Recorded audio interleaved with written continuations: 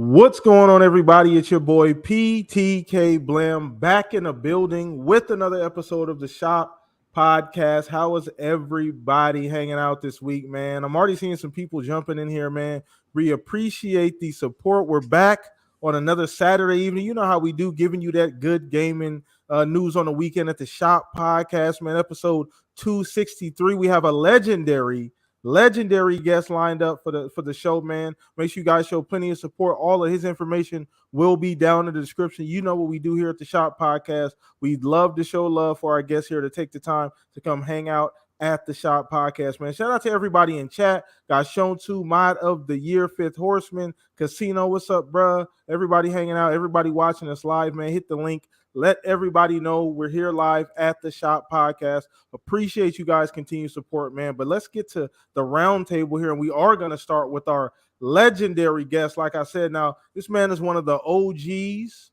in the podcast game. Been doing it for a while now, but host of WBG Xbox Podcast, man. Shout out to you, Dirk Griggity, joining us, man. Let everybody know what you got cooking up.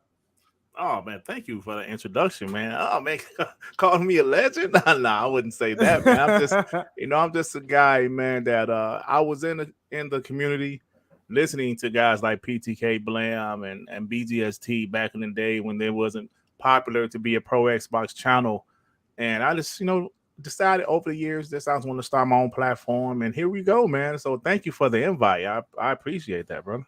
We appreciate you, man. Once again, like I said, I appreciate you. It's cool hearing kind of a little backstory. I didn't know that you listened to it back in the day, but I appreciate support as well. But once again, guys, show him support. Show WBG Podcast some support as well. They got a lot of great things cooking up over there. Super entertaining podcast. Highly recommend it. So please do me a favor. If you follow us here at the Shop Podcast, go follow them as well. Once again, shout out to you, Dirt, for cooking up with us today, pulling up, showing us a little love, giving us a little time. Blam, but PlayStation fanboys might not like my podcast. Oh, it's okay. It's all right. Well, it's all right. They'll figure it out when they get there. Just go check it out. Exactly. Just go check it out. Just go check out the podcast, man. But appreciate you, man. Thank you so much for hanging out with us. And thank you. Like I said, spending a little bit of time with us cooking up here at the Shop Podcast, man. Let's go ahead and throw this over to my compadres here, Mr. Pong Harvey. Busy life week this week. I know we was talking about that pregame, but how have you been, sir? Is he on mute? Uh-oh. I think you might be muted, Pong. Yeah, he's muted. Maybe he stepped away too. But go ahead, Fuzz. We'll actually throw this over to you. Pong will probably be back here shortly. Man, oh man, it's been a bit of a wild week, but mainly focusing on gaming and looking at some of the craziness on Twitter with people upset over what Phil is looking forward to and Halo not having matchmaking for co-op, like co-op with randoms. I don't know. We'll get into that. But other than that, so good to have Dirk Griggity on here, man. It's been a while, but man, always love hearing his takes on WBG and TTS on Sean's channel and stuff. So, man, it's going to be a good night. Can't wait. Oh yeah, man, and we cooking up. Shout out to everybody in chat, seeing people jump in. What's up, Blue Focus Active? What's up, Stanley? Shout out to everybody cooking up with us live. Once again, we got Mr. Dirk Griggity in the house. It sounds like Pong Harvey is back. Like I'm back. Can you hear me? Yeah, my headphones went absolutely insane. I had like static and like aliens talking to me, and it was like crazy. And so I had to unplug my mic, and that muted me at the same time. So I'm sorry about that, folks. You're good. All right. I can't believe it's been another week. It feels like we just were doing this. Like, this is insane. But like you said, PTK, it has been crazy busy. So that makes a lot of sense for me.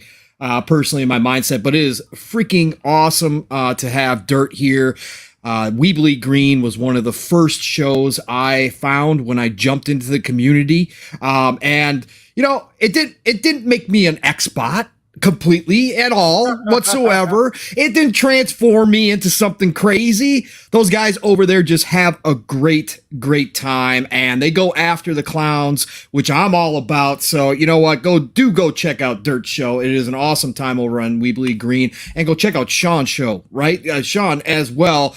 Oh my God, amazing. Talk that shit. So TTS, let's do it. Anyways, great to have you here, Dirt. It's been too long, brother. I've been on Weed Bleed Green a couple times and appreciate what you do for this community and all the stuff you bring to it, man. So great to have you here. And great to be back with my brothers. It has been a busy week. I have been gaming, finding time here and there, and my randomness is complete. You know me and my grazing randomness. It's just out of control sometimes. I have whatever, between my external and my internal, probably like 200 and some games downloaded. But that's not good enough. And I was sitting there thinking about stuff, and I'm like, you know what? I feel like firing up Metal Gear 5 Phantom Pain out of the blue. So I went ahead and did that. So that's my craziness this week, but I did finish As Dusk Falls, and I did go ahead and finished off As Dusk Falls, and you know what? My headphones are going crazy again, so I'll be back. Okay. All right. So he got to go ahead and get that all fixed up. But shout out to everybody. What's up, Andrew? Everybody in chat. What's up, Lore Master Jasper kicking it with us, man. We got everybody, man. All the familiar faces pulling up, man. Pong's getting his headset situation together, but we're gonna go ahead and kick this thing off. Shout out to chat, man. Appreciate you guys. Hit the like button on your way in. Subscribe if you're new here. Appreciate you guys. Thank you for the continued support. I'm sure Pong will be back. Got to get that headset issue situated. But let's go ahead and get started, man. If you're new here, we start the show with the poll of the week just about every single week, probably 99% of the time. Every now and then I will switch it up. But this week we actually switched it up a little bit. I did so more of a question because I was curious. This question was kind of rolling around in my head, and I love, kind of posing these things to the community, and we talk about it here on Saturday at the Shop Podcast. So this was more of a question for the community. So let me know how you guys feel about the actual question. It's kind of interesting to see kind of where it all started for a lot of people. But the question was, what game did you discover in Xbox Game Pass that you would have paid full price for? So a game that you discovered in Game Pass that you probably otherwise didn't even know it existed and or would have paid full price for had it not been in Game Pass. So we'll start with our guest, Dirt Giggity. And once again, chat, this is for you as well, too. Shout out to Anthony Chipmunk hanging out with us, man. Let us know how you guys feel about this question. Make sure you guys drop it in the chat. But we'll start with you, Dirt. Any game that you would have paid full price for in Game Pass that you discovered? Absolutely. I believe it was earlier this year. It was a game called, I believe it was called Last Ride? I forgot the name of the game. I believe it was called Last Ride. Okay. It was one of those telltale type of games, kind of like Life is Strange or even As Dusk Falls. I found it. I believe that was the name of the game. Last Stop. I'm sorry. It was called Last Stop. Oh, yeah. Okay. It was called Last Stop. It just hit me. Yeah, it was it was one of those games. I love those type of games. So I saw someone mentioned it on Twitter. I said, let me check this game out. Downloaded it. Absolutely love the story. Man, that's a game that I would have paid full price for if I would have known about it. But I didn't know about it until somebody mentioned it on Twitter. And and I said, wow, this was a great game. And so that's definitely one I would have paid for if I would have known about it. But I discovered it through Game Pass.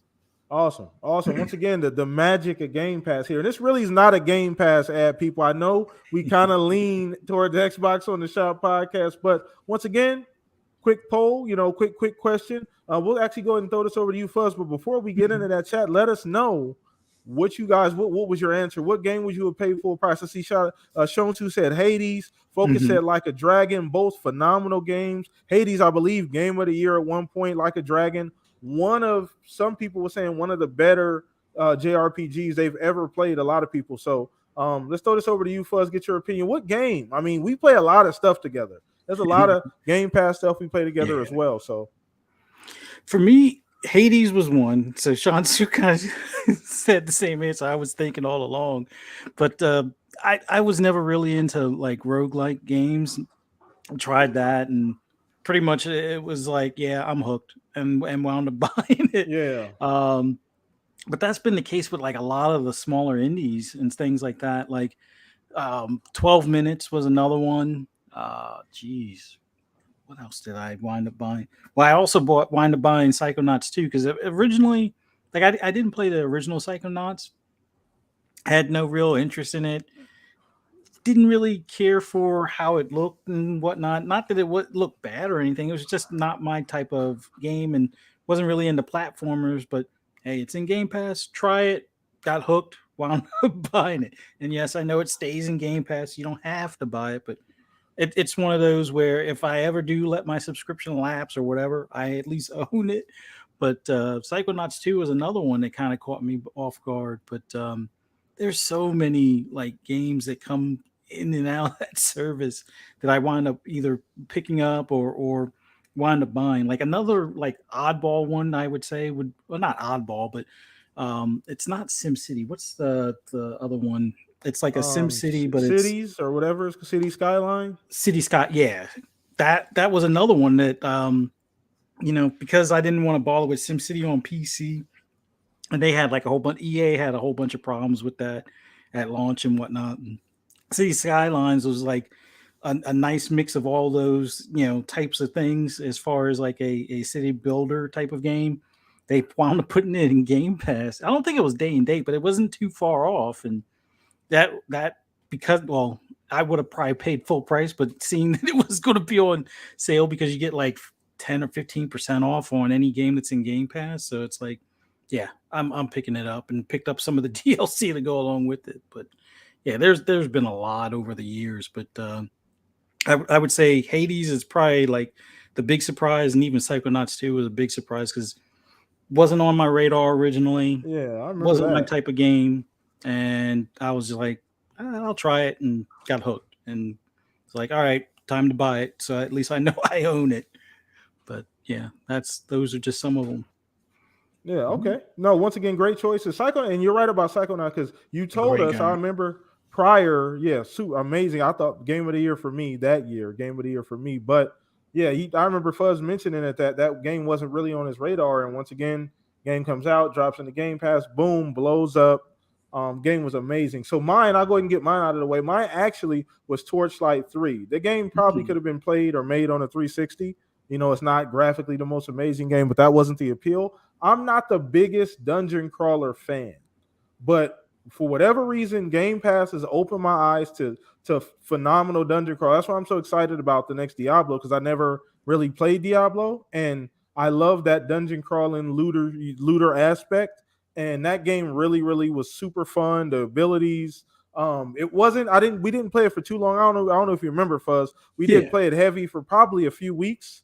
We played it maybe a week or two. We played it like super heavy. But great game. Got a chance. I think it's still in Game Pass. If you haven't played it, great. Just dungeon crawler, tons of different levels and classes and all this other cool stuff you can do. Really fun game. Really fun game. But once again, that's the beauty of Game Pass, man. But you back, Pong? I'm back. Okay. Hopefully my headphones are fixed now. My God, man, unbelievable. Sorry about that, everybody. I do apologize. I don't know what the heck is going on here. Anyways, as far as this, I'm assuming we're on the question of the week. What game has Game Pass made you buy because you got to try it out and you found out that it was so good? Look, I'm sure there's probably at least a dozen. Off the top of my head, I'm going to say for sure the one that I remember the most that caught me completely off guard was Shadow Warrior 2. Mm-hmm. Shadow Warrior 2, it's a game that I would have been interested in, but as a budget gamer, would I have ever bought it? Probably not. And when it showed up in the Game Pass and I started playing that game, I was like, yo, this is fantastic. And I wound up putting like 80 hours into Shadow Warrior 2 and then wound up getting Shadow Warrior 1 on gold as well. And I'm going to eventually pick up Shadow Warrior 3, the new one that's out now. Yeah, that game for sure. A game that I just downloaded on a whim and said, you know what, I'm going to check this thing out, and wound up beating, which is rare for me, and put 80 hours in. That's probably the biggest one that comes to mind. I know there's a ton of them out there that I've done this with, but that one right there, just because of the simple fact that it was so good that I beat it and wound up buying it to keep it, and along with introducing me to that whole series. So Shadow Warrior 2 is the one for me. Nice. PTK is now muted, and he's back. He was expecting me to talk for 45 minutes. I'm here. That's what he was expecting. He was like, "Oh, Pong's talking. All right, I got 45 minutes. Let's go. I'm gonna run and get some food." So Shadow Warrior 2, phenomenal game. But no, once again, it's to be. And the cool thing about you think about some of the options that all of our choices were all completely different, right?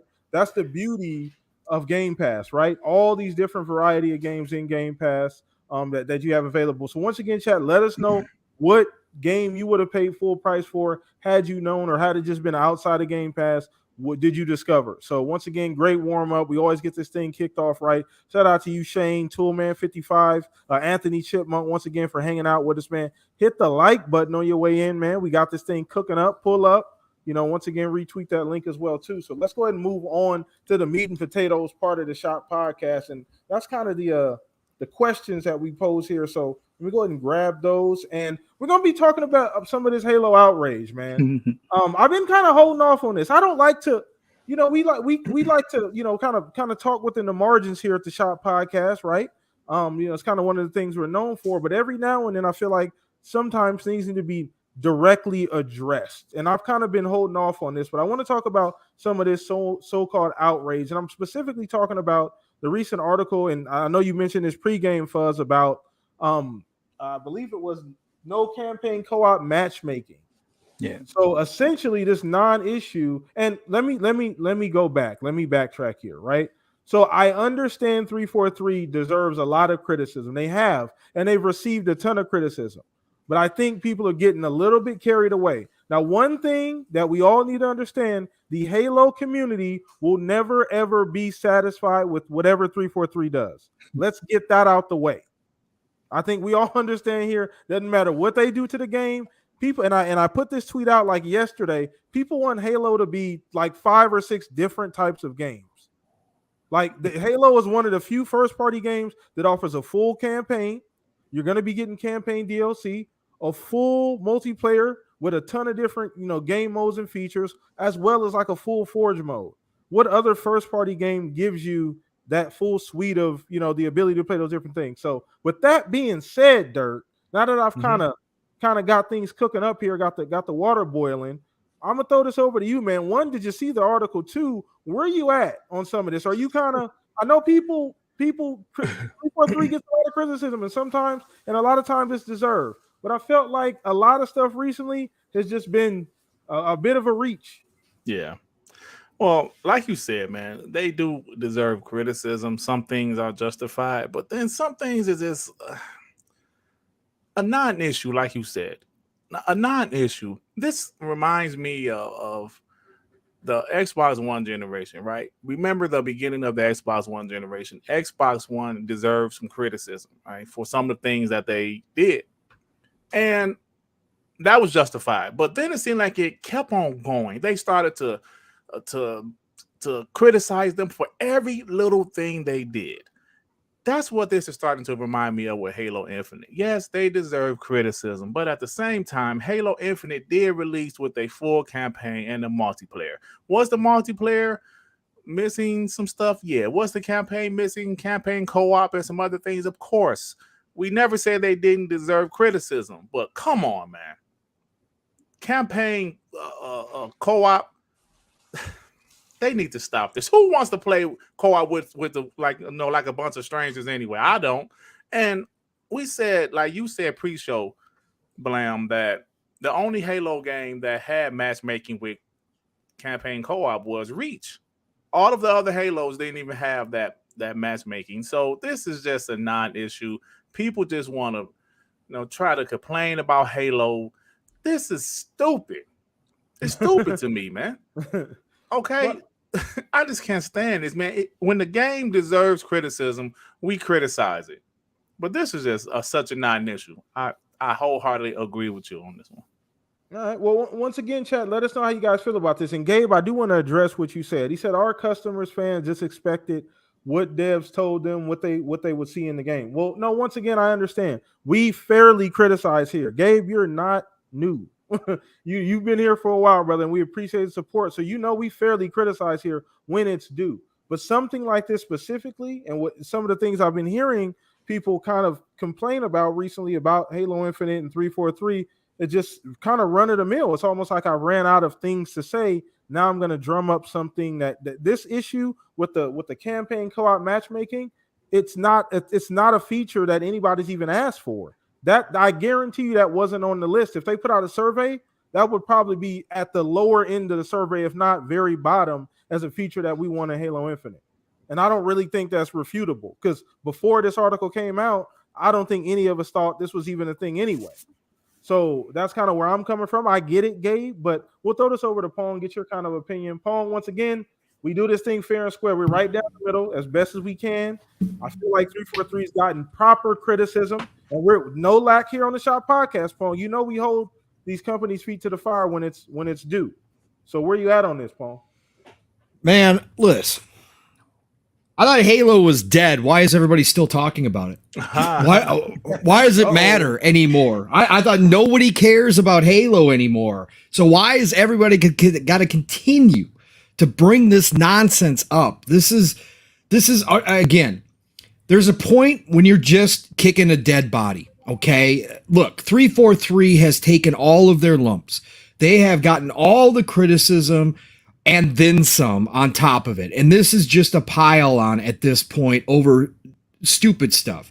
This is over something that, again, has not been known by the Halo community to exist outside of a game here and there. Reach, right? Reach was the one that everybody points to. Yeah, Reach is the only one that everybody points to. So why bring this up? Oh, that's because it's an easy target for some clicks, for some interaction, because you'll get the whole Halo community, all sides, whether good, bad, or ugly, or indifferent, jumping in to talk about things like this. And guess what? You got podcasts talking about it now too. And it's just, it's ridiculous. This is, again, it's over the top nonsense like this that just discredits a lot of people. In a lot of people's eyes, because you're trying to make a topic out of something that's not even a issue. You're trying to do something just to stir everybody up in the gaming community. And Halo, again, is dead. So why are you all back to it again? Because it's not dead, because you all know it's not dead, because, again, even as a casual Halo fan here, as somebody who's indifferent to it, it still exists and it's going to come back. And you guys all know this. It's going to be a matter of time. Man, and it's going to be back on everybody's radar again. Yep. That's what's going to happen when all of these features finally get implemented, when Forge especially gets implemented. From what we've been seeing, this community, the diehard Halo fans who will always be there in the millions.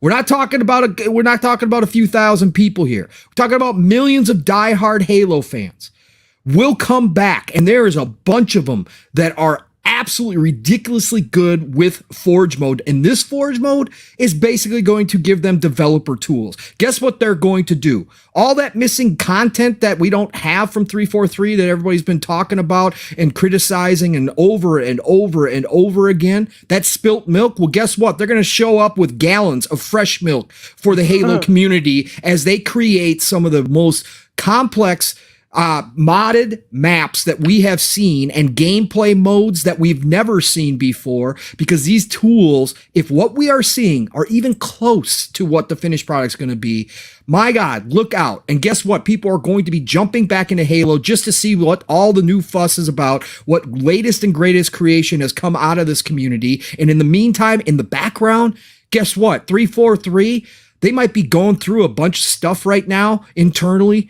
They might be making a whole lot of changes right now, but they are still working on this game. They are not going to abandon this game. This is still one of the pillar franchises, and it's going to come back in force. And next thing we know, 343 is going to be dropping regular content. They're going to have some type of campaign update. They're going to have new maps jump in here. They're going to add all the features that they've talked about in the past, and they're going to get this ship right. And then guess what? Everybody's going to be back to playing on Halo, talking about Halo again, and all the clown show out there that just like to hate on Halo, even though it's dead, are going to be out there trying to jump up and down and say, but what about us? Listen to us. Halo sucks. Nobody's playing Halo. Guess what? People are going to be playing Halo for the next 5 years, 10 years, 20 years, 30 years. Halo is going to be around. Microsoft and Xbox are not going to abandon this thing.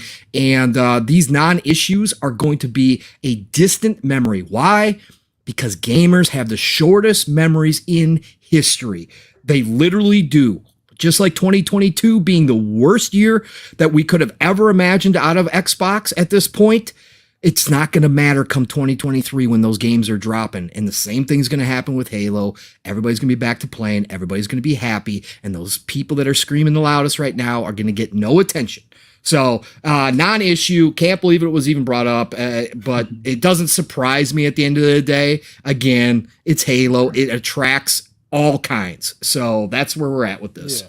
No, I'm 100% with you on this. And Gabe, I'm going to actually throw this question to you, Fuzz, that Gabe just put in chat. Shout out to Gabe once again. Always giving us good feedback here. But he said, Pong Soul, I know he kind of, while Pong was talking, he said, you could be correct, but when will we see these new maps and features? 23, 24, 25. So that kind of segues us right over to you, Fuzz. Kind of, I don't know if you want to respond to that before you dive into. Well, yeah, I could respond to that. Like, for the most part, 343 has got to get their cadence down. So as far as new maps, I'm pretty sure we'll see new maps in each one of those years.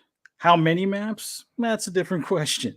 But I'm pretty sure we'll see new maps each and every year from this point moving forward. Appreciate 2022 is probably a wash as far as new maps, but 23, 24, 25, I would say they're going to probably have at least one. But more than likely, they'll have a handful in each one of those years as they continue. And then Forge will be another thing that they'll, allow creators to create maps within the game. So it's just a waiting game at this point. If you're tired of the game, move on to something else and then come back to it. But to address the whole non-issue on the matchmaking for co-op, all right, I'm not your casual Halo player. I play Division. I don't really play Halo that much. I played Halo. I completed the story or campaign in Halo 5 and played a bit of the campaign for Halo Infinite and the multiplayer. It's not really my thing. It's not that it's bad in any way, but I'm more for getting restock on weapons or picking up weapons with ammo as opposed to constantly changing weapons and whatnot because of whatever drops. You kind of go and move on with that, and the ammo boxes are well, far into the game. But the big thing is, I've learned people don't like to play with randoms in multiplayer. So why the hell do they want to play with randoms in campaign? That's a good question. I have yet to find people that want to play with randoms. Now, against randoms, sure, no problem. But with randoms, if it doesn't exist in multiplayer, why the hell would you expect it? I mean, it does exist in multiplayer. Yeah, but Battle Royale and stuff. That's the only games that you can kind of get away with that, right? Like Fortnite, playing with randoms. So the whole idea when everybody was complaining, oh, co-op's not in the game, they were saying, oh, I wanted to play with my friends, or I wanted to play with my son or my brother or my father or whoever. They wanted to play with somebody that they already know that's already probably on their friends list. So it's a non-issue. And here's how it's a non-issue. Anybody that's complaining obviously doesn't play on Xbox or even PC for that matter, for the fact that there's a looking for group system built into the goddamn console. Right. So you're busted. So what asshole is out there talking about, oh, you need to do the multi or the what do you call them? Not the looking for group, but to have it where you can play with randoms. But that's what the whole purpose of looking for group is. So either use the looking for group, which is part of what's in the console, or shut the fuck up. That just plain and simple. It's ridiculous at this point. But I don't know. I like it when people have fair criticisms on stuff that makes sense, but when the nonsense argument is something that's already resolved in a feature in the console or in the Xbox app, you might as well just go talk to a brick wall or something because it makes no sense. But that's my 2 cents on it. And the only reason why I look at it that way is because, like, as somebody that doesn't even play Halo, and I know this, how the you going to complain about Halo and act like you're a Halo player and not know looking for group exists. Yeah. So that's all I got. But hey, Great y'all done point, got man. Fuzz all out of Who- his pocket Yeah, today, Fuzz. man. Who love it, kicked Fuzz. Fuzzy's Who the hell? dog, man? Look, What's man, going I don't know on? what's going on, man? Fuzz, you wasn't drinking. See, Fuzz was he was off of the super dark stuff today. He had the Hennessy. He done had a cognac today. He swapped it out Yeah, the today. hand dog. Yeah, he had the Hennessy today, Dirk. Good Lord, Fuzz. That boy going off, man. Look, hey, Hey, can I say Hey. something? yeah, go ahead, brother. I just want to say I love that rant by Fuzz, by the way. But let me say this right quick. There was a video from Digital Foundry, and one of my panel members, Joe Hansel, he had pointed this out on Twitter. They were complaining about the campaign co-op, how you can't be on one side of the map and your partner on the other side of the map. And I was just like, wait a minute. If you're on one side of the map and your partner's on the other side of the map, isn't that playing solo? yeah, Doesn't that defeat the purpose? exactly. Aren't you supposed to be together? So Together? that's my point. Like Yeah. this, they are never. Listen, man. Halo is one of those franchises for whatever reason gets criticized for everything. People was upset there was not campaign co-op at launch, which is justified. Mhm. But then when they add the campaign co-op, oh nope. You can't go on the other side of this map, and it's like I just don't get it, man. I just don't get it. It's crazy. Once again, we understand. I've been a Halo fan since OG Halo, so I get where this community gets that energy from. I get it. They're never going to be 100% satisfied. Once again, I think we all get it. Shout out to Mr. King. What's up, Chris? We got Chris in the chat today, Pong. It's a special Saturday. Did It's I been a bring little him? while. Like Yeah. he usually here, or It's been a did little while. he Nah, come over here because of me? He coming here to show love. Shout out to Chris Hart, man. Appreciate you, Chris. The Hanging POS. out, man. Yeah, no. What's up? Only on Xbox? Nah, he's good. Chris got a pass here. He good, man. Causing all Yeah, mayhem in the that's chat. fine. I've had Chris blocked for like the longest time. He's one of the few people on YouTube, so I don't even see him show up. So Oh, my again, goodness. hanging out in the chats like I used to all the time before I was podcasting. Yeah, no, that happened a long time ago. So shout out to Chris though. Shout out to Chris showing support. Yeah, absolutely. My mom blocked all of his accounts. My goodness. Jesus Christ. Now he show love here. He give us grief in the chat, but it's all love. We have a lot of fun with him. All we need is Zinc for the hot takes. We just missing Zinc with the hot takes, but Oh, my boy Zink. yeah, Zink, man, he's the my guy homie. Zinc coming through. But yeah, man. No, once again, and this is one thing you got to understand about 343 too. I feel like, and I think we all understand, they've gotten a fair share of criticism. I don't think anybody's out there like, I think, you know what, 343 needs more criticism. Like, that's silly considering where we started at with Halo Infinite. They got destroyed for a whole year and some change just for delaying the game after that first showing and then having to delay the game. They got killed. I think that was more than enough on top of other things that have come up along the way. Some of the in-house stuff that have come out about, some of the behind-the-scenes stuff, but I don't think there's been any lack of criticism at 343. So to me, something like this coming up is a complete non-issue. I brought it up once again just because I kind of want to address this. I've been kind of sitting on that Halo egg, so to speak, just kind of looking at the community from afar. But once again, the game is going to be phenomenal. They're creating something we've never had in Halo, and that's a long-term plan. We're getting campaign DLC. We're getting a Forge mode like we've seen. And I want to talk about this a little bit too, Dirk. I don't know if you've been seeing some of that Forge stuff. Yeah, man, it looks awesome, bro. Listen, awesome. the stuff they've pretty much given you a dev kit. Pretty much, they're giving you pretty much dev tools up until the point where you can change the fundamental, the fundamental, the game, the way the game works fundamentally up until that point. But they give you pretty much everything. I've been supremely impressed by what I saw. If it comes out and it's like what it is, would that kind of overshoot what you expected, Dirk?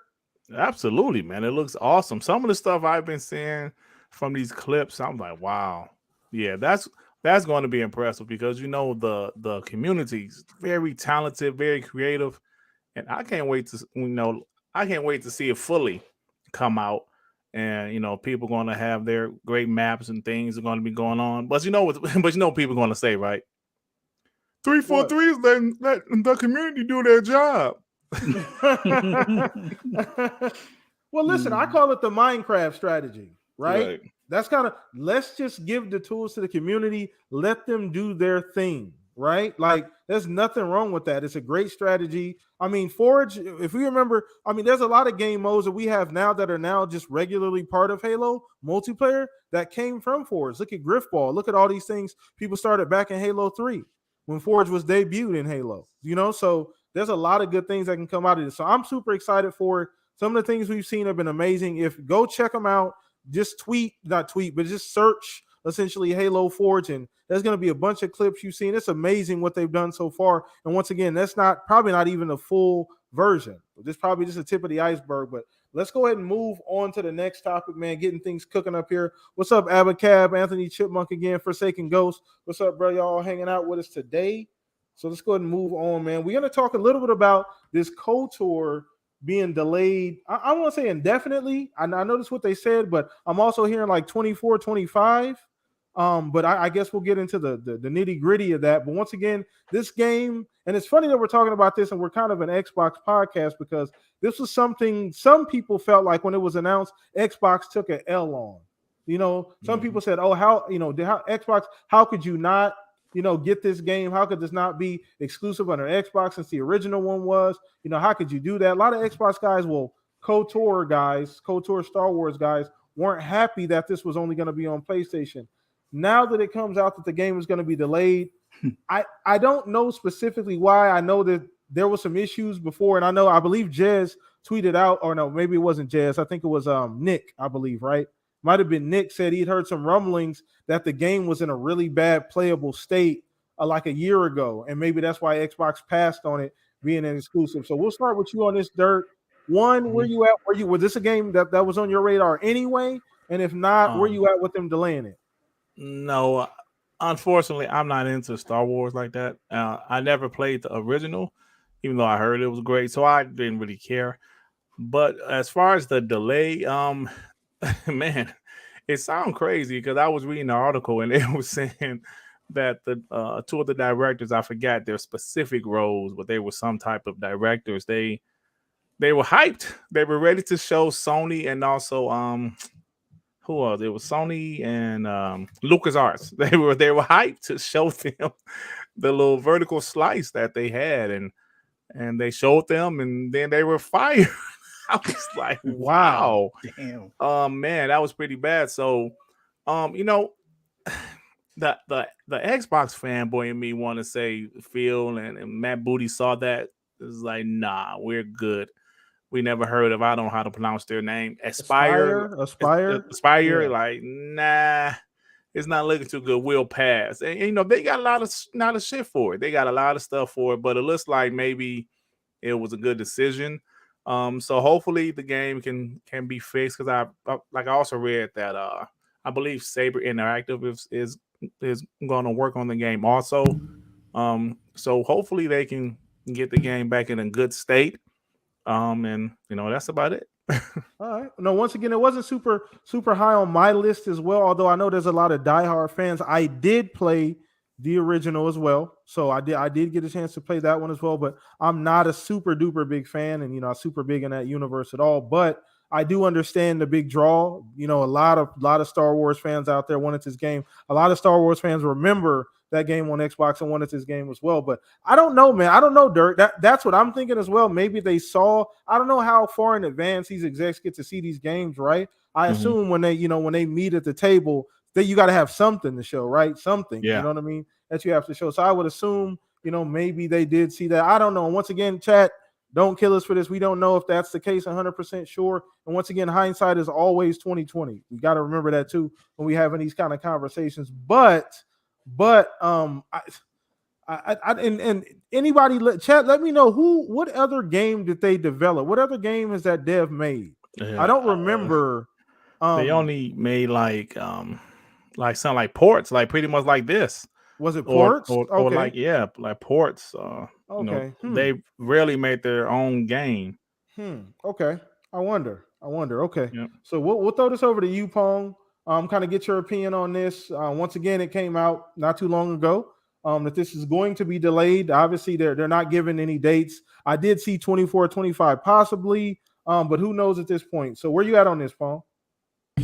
This is a big blow. So I'm one of those Kotor fans. Kotor 1 and 2 are both that franchise is one of my goats all time. And as a big giant Star Wars nerd from back in the day, this represents the old school Star Wars, because this is no longer even canon according to Disney anymore. So this is a big blow. This is something I was looking forward to, even if it was just going to be on PlayStation to start out. I'd hope to have a PlayStation 5 at some point, and I was really looking forward to see what they could do. Now, I wasn't happy with everything that they had initially talked about. They were talking about changing some of the mechanics, from a more turn-based kind of strategy style to an action-based, which everybody in 2022, outside of some of us old heads, really enjoys more. So I get it. They brought on some people at Aspyr to work on this game that publicly hated KOTOR, which never makes sense to me whatsoever. I don't care how talented they are. If somebody doesn't believe in the project or wants to change things because they don't like the old groundbreaking content, which, again, as you stated, PTK is one of the most beloved Star Wars games of all time. It's at the top of most people's lists. So this is a big blow. And I'd love to be a fly on the wall, like you said, PTK, when it comes to whether or not Xbox even had an opportunity at this game, right? Whether or not they even got to see it and had the chance to turn it down, or whether this was something that maybe even Sony cooked up themselves and behind the scenes and started talking to Lucas about bringing over, knowing the popularity of KOTOR and what it would mean to have it as the remake being exclusive, even if it's timed exclusive to the PlayStation 5, what that would mean for their ecosystem. So we don't know any of that, and I would like to see it. But Aspyr has done a lot of remasters in the Star Wars universe. They've done some of that stuff. Like Dirt said, they haven't done really their own game. What I say to that, Mav and I kind of had this discussion of PM and the PM too. It didn't worry me so much because the whole baseline of the game, the story, that's already classic. They don't have to build that part from the ground up. It was just all the mechanics and the graphics and that kind of stuff that they were really going to be doing most of the work on. But obviously, whatever reason, when it was shown to Sony and Lucas, it was not up to par, and that's quite obvious. And Dirt, to answer your question, it was the game's art director and design director that were fired. So we're not talking some lowly people. We're talking about some people that are pretty important to a game. So that means that it obviously was not looking great. And the original plan was for this game to come out in 2022, this year. Are you kidding me? Yeah, that was the original plan. So at this point, I don't want to see it obviously become vaporware. I hope Saber does come in, and obviously Saber has much more experience than Aspyr does building games from the ground up. And so hopefully they can take over and do something with what's there. And if it's got to take until 2024, 2025, 2026, I don't care as long as it happens. Again, I'm a big believer. I love new IP just as much as the next gamer does.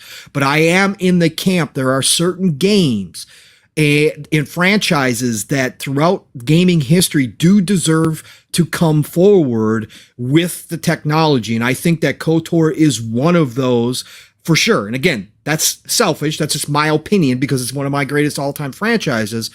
I want to see it come forward, and I want to get a chance, even if it turns out to be not everything I hoped it would be, just to have a chance to see it and play it on current gen would be special to me. And so for me, I want to see this work out, and I hope they do, no matter what at the end of the day. I hope it doesn't become vaporware because I think that would be a loss. Now, the good news is both KOTOR and KOTOR 2 are backwards compatible on the series consoles, and they actually update to 4K, not 60, but they do update to 4K. They show their age a lot. These are not games that have aged well. I can say that, but they are playable. And again, as somebody who played the old games and is okay with the old mechanics and understands that the games aren't going to perform the best anymore because we're used to much better these days, at least they're backwards compatible. So I can go back to them and play them, and I have restarted both of them. So Yeah, it's a big loss to me. It's shocking. It's really surprising. With if the article was correct and that dev team was excited to show what they had, then that is really shocking that it was that far off that you go to an indefinite hold, talking about bringing in a different team to work on it and fire two of the biggest positions on a video game. That's pretty telling right there. And they've had some internal problems. The writer that they brought on board, I'm not going to name her because she was one of the ones that publicly said she did not like KOTOR, and she was supposedly going to be doing some of the writing cleanup on this game, which really worried me. She quit back in November of last year. So she quit completely. And I personally liked the move because I was like, good, one of the haters is out of there. But at the same time, that kind of shows that maybe, just maybe, there was some internal conflict about the direction of the game or what they were doing with it. And maybe that just caused them to fall behind from where Sony and Lucas thought they should be at this point. And maybe the red flags went up when everybody saw it and they were like, nope, we're not going to put our name on this. That's a make damn sure delay. That's what that's called. Make damn sure this game is in a better place when we see it again. Yes, because absolutely. You talk about indefinite. You talk about show us the game, and all of a sudden it goes, the ice thing goes off. It's not even on the stove anymore. Right. They took it off the fire and said, no, we're gonna hit. Yeah. We don't know if it's a full reset, right? We don't know how bad it actually was or what actually needs to be changed. But when that happens, that's never in any case or scenario a good sign. No, not from the biggest AAAs all the way down to indie game.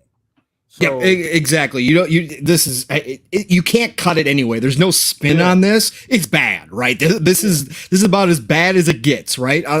Outside of a full cancellation, like, hey, we're just gonna cut ties, right, and leave, and that's it.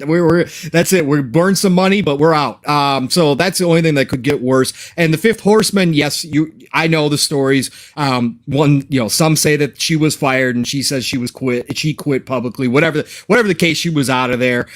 And I was happy about that. But it does show that there was some internal stuff going on at that point, too. And shout out to Other Zinc for showing up. Other Zinc, great to see you, brother. Come on in here with the hot take. My boy Zinc. Yeah. Hyperfang Gaming just showed up. Boss Key 23. What's up, fellas? Y'all came to the home, boy. Yeah, showing love to Dirt. Appreciate you guys hanging out, man. Hope you kick your feet up, man. Pull up. Thank you for pulling up on us, man. But yeah, man, we kicking it here. So I want to go ahead and throw this over to you, Fuzz. But before we dive into that, Fuzz, I do want to talk a little bit about just KOTOR in general, because we remember what the energy was when this game came out, right? The outrage surrounding this game. Now, we've already talked about, we don't know if Xbox saw this ahead of time. Do you think do you think Xbox even got a chance to see this game at all? Or do you think this was something that didn't even get to Xbox and this is why they didn't get it on? This is why we're not getting it. I would have to believe the way the industry is, the executives over at Xbox had to have known something, whether it's that it's getting remade or rebooted, or maybe they approached them. But even if Aspire or Saber didn't approach them initially, I would have to believe they knew something was up, as far as, like, word travels fast in the industry, and a lot of times they'll know what some of the dev teams or studios are working on, and especially if it's something that was an exclusive back in the day on like the 360 or on the original Xbox or something like that.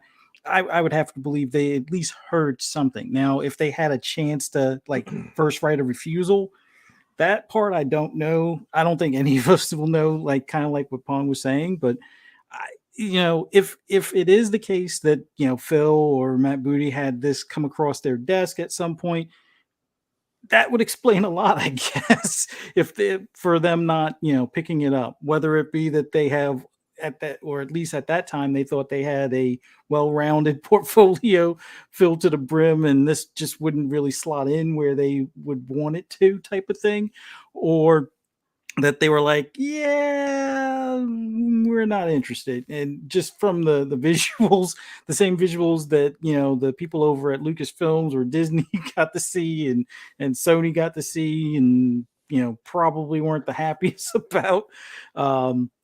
yeah, so it's tough to say, but I would at least believe that they knew something of it. But yeah, hey, if they did get to see it and they refused it, now it makes sense, because I know there were a lot of people, and even I thought it was kind of like a missed opportunity. It's like, oh, it was an exclusive on your console before, why not get it as an exclusive again? And considering all the problems and seeing it's in kind of like a development hell right now with a indefinite delay or push back a lot further than what was originally planned. Yeah, it's considering how many games have been delayed just in general, whether it be on Xbox platform in general, or just any platform. It's probably a good thing that if they did get to see it, that they passed on it, and hopefully they have a better Star Wars IP in the works, or the opportunity to have another a better Star Wars IP. Like, I know a lot of people were like, hey, where's Star Wars 1313 or something along those lines. But that thing is dead. That's never coming back. I'm sorry. As much as I wanted to come back, and that Darth Maul game that they had started working on, bro, that game, those are never coming back. I'm sorry, people. That's too bad too, because that 1313 was looking it looks absolutely good incredible. now. Yes. You can go back and watch the footage. Like that, Yes. that game could have came out probably 3-4 years ago. It looked like it came out. If Zampella had gotten to EA just a couple years earlier, that game never would have been canceled. So Did you see that? You see the dirt? Yeah. Yep. I remember. Yep. Yeah. Looks amazing. Hey, you know what's funny? So you guys are telling me that there are development teams that have issues, internal issues besides Xbox teams, because all the time. All the time, Dirt. Well, Pong, because people make it seem like Xbox studios are the only ones that have some issues internally. So okay. Yep. Nope. Other teams do as well, Dirt. Yes, that's right. I don't. Tony Santa Monica's had some issues before, and even Naughty Dog has had some issues. Oh, absolutely. Look at Ben. Was it Ben Studios? Weren't they like a subsidiary to Naughty Dog for this whole Last of Us remake thing? Oh man. So, I mean, we don't live in La La Land here at the Shop Podcast. We do understand that these things happen. It is the real world here. So, yeah. But once again, chat, let us know how you guys feel about what we're talking about. Not only are the topics for us there for you guys too. We love the engagement in chat. Shout out Fifth Horseman, Boss Key, Hyperfang, everybody hanging out with us, watching live. Appreciate you guys with the continued support, man. And we are going to be taking questions here. What's up? PTK, can I put a little good spin before we move off of that real quick? Because there is one good little spin that I thought about thinking about this. What this says to me, and whether it was Sony or Lucas or a combination of both that said, no, this isn't where it needs to be. I got to believe it was on Lucas's side as well, obviously. What this says to me, though, is that if there's one good thing out of this, is that Disney, for all their faults, and they got plenty, and we could be here for hours talking about other faults, they're taking the games now seriously, and they're on such a roll with their IP. Their IP has been putting out such quality, and that's debatable, but what the MCU has done is not debatable. What the success that they found outside of the movies with Star Wars, what they found with Disney Plus, with the Mandalorian stuff, has obviously woken them up to the fact that they don't want to put out bad content if it's anything to do with their IPs that might tarnish that reputation at this point. And so that to me is good, because back in the day, we used to get Star Wars IP all the time. And now that Lucas is licensing out all their IP out to a lot of different people, we used to get a lot of misses when it came to those games. There were some good ones in there, but there was a lot of bad as well when it came to licensed IP back in the day. And the fact that they're taking it serious now gives me hope that we can expect the quality that we've seen recently, like Jedi Fallen Order, etc., coming from the Star Wars IP, instead of just letting anybody create anything and being like, just throw it out there. That's cool. Don't worry about it. That's great. If it flops, it flops.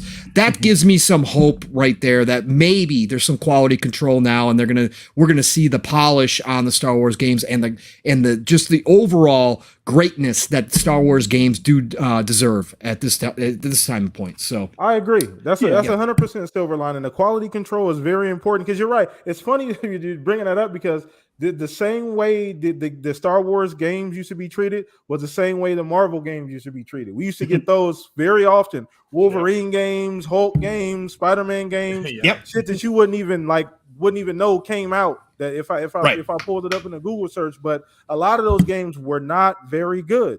They weren't what we were looking for as gaming fans of those franchises. So I didn't think about that, but you're right, Pong. That is a big deal. Quality control matters, especially when it comes to Star Wars, because people would argue the best one we've ever gotten, well, arguably, but the best one we've gotten in recent memory would have been the Fallen Order, I believe, right? And that was that was Respawn. So and I know I don't know if you're gonna say something, Fuzz. I don't mean to cut you off. No. I was just I'm still seriously anticipating the one from Massive, considering how much of a Division fan I am, and like Pong was saying, if they're focused on quality, that combination with Massive being the ones making the game, I can't wait till that thing is released, and definitely looking forward to Jedi Survivor. Now, hopefully, was that early next year or something? Yep. Early next year. Star Wars on the Snowdrop engine is a marriage made in heaven with Massive behind it. Oh, I cannot wait either, Fuzzy. Oh, that's going to look beautiful. Yeah, it was a dope game. I'm not even a huge Star Wars fan, but Star Wars Fallen Jedi.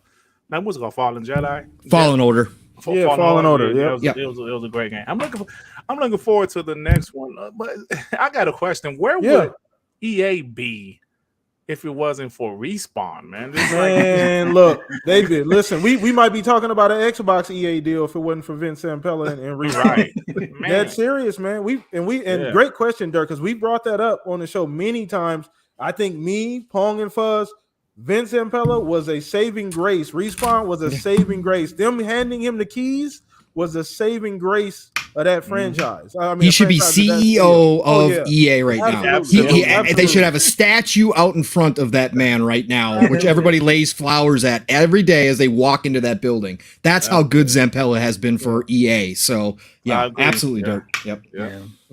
Yep, for sure.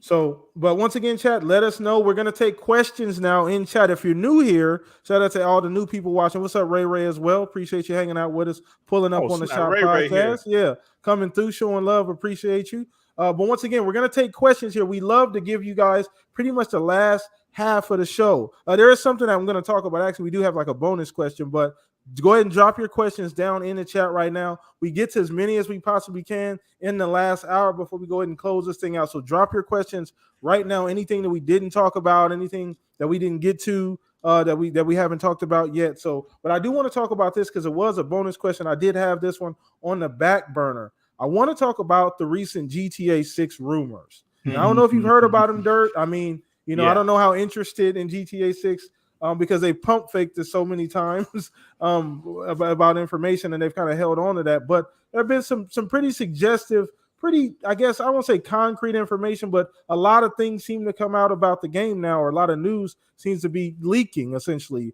I'm hearing, and we're hearing, once again, take this with a grain of salt, but there's a female protagonist. It's in Miami. Some other characters involved. I don't have the list in front of me. There's a lot of cool stuff, though. But anything excites you about what you heard so far? And any truth to this whole 2023-24 release for GTA? Everything I'm hearing excites me. I'm a big fan of the franchise.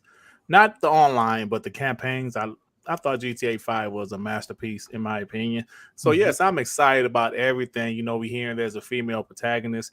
I also heard that she's one of the protagonists, the other being her twin brother. Don't know how true that is, but I guess we'll find out soon. Yes, I love it being in Miami again, or aka Vice City. Yeah, those are great things, man. Like I said, I love the franchise. I hate how, it's taking so long. 2013 was when GTA 5 came out. It's obviously it'll probably be 10, 11, or 12 years by the time GTA 6 comes out. But yeah, Rockstar is one of the best. Probably the best, in my opinion, as far as campaigns and details. So I'm definitely looking forward to GTA 6, man. Absolutely looking forward to it. And it sounds great. It sounds great. So I hear they're like a Bonnie and Clyde type team. Hey man, they're supposed to be bank robbers, we're hearing, which is no surprise for a GTA game. Yeah, not at all surprised, right? So I didn't think they owned a bakery, so right, like they're gonna be bakers now. So I'm definitely looking forward to it, man. GTA is a great franchise in my opinion. Okay, and it's so crazy because we listen. It's the one thing we do here at the Shop Podcast. We put everybody feet to the fire. Nobody dodges the smoke here at the Shop Podcast. Dirt. We talk about stuff like Nintendo quite a bit. There's some other stuff we talk about. So we've been holding Rockstar's feet to the fire quite a bit lately on this show. Yeah, we've talked about them quite a bit recently. The last 6 to 8 months, I would say, not favorable either. Right? They've done some very questionable things. Obviously, squeezing as much juice as they possibly can out of GTA 5. I'm sure you can play it on your refrigerator by now. Yeah. But it's ridiculous. So I want to make sure we're clear on this too, because we've been pretty hard on Rockstar. With that being said, as soon as they officially tweet out just a picture of the logo for GTA 6, all that goes away. Absolutely. Yeah. So I just want to make sure we're clear. I just want to make sure we're clear on this. Now, you call me what you want to call me. I'm sorry. It is what it is. But all that goes away as soon as we get an official, just a picture of the logo. It could just literally say them in block letters, GTA 6. I forgot about everything I just said. Bruh, that's what it is. It is what it is. Like, I don't care. They can do whatever they want. And like you said, whenever they officially announce GTA 6, people are going to say, oh my God, it looks so great. Rockstar, you're incredible. I don't care that you milked that franchise for 12 years, GTA 5. You guys are great. Yeah, absolutely, man. That's just how it is. It's just, they're good at what they do when it comes to their campaign content. Even online, I play a little bit. But I heard it's very good. But they're definitely going to monetize the hell out of it. Oh, dude. Oh, then remember because we brought up as well. Remember we brought up the NFT thing. Could GTA 6 possibly be a game where they embrace NFTs, considering how open the modded community is with GTA Online? Yeah. Oh, absolutely. I wouldn't be surprised them doing anything like that. Anything. Yeah, for sure. I wouldn't be surprised. All right, well, let's go ahead and throw this over to you, Pong. I don't know where you're sitting at with GTA 6. Once again, they've been pump faking us a long time. They've been pump faking us, holding on and not giving us no information. I don't know about the 23-24 thing, Pong, or 23-24. I don't know. I just don't know because I have nothing to base that on. I have nothing to anchor that to say, you know what, they've been working on this long enough to put the game out in 23-24.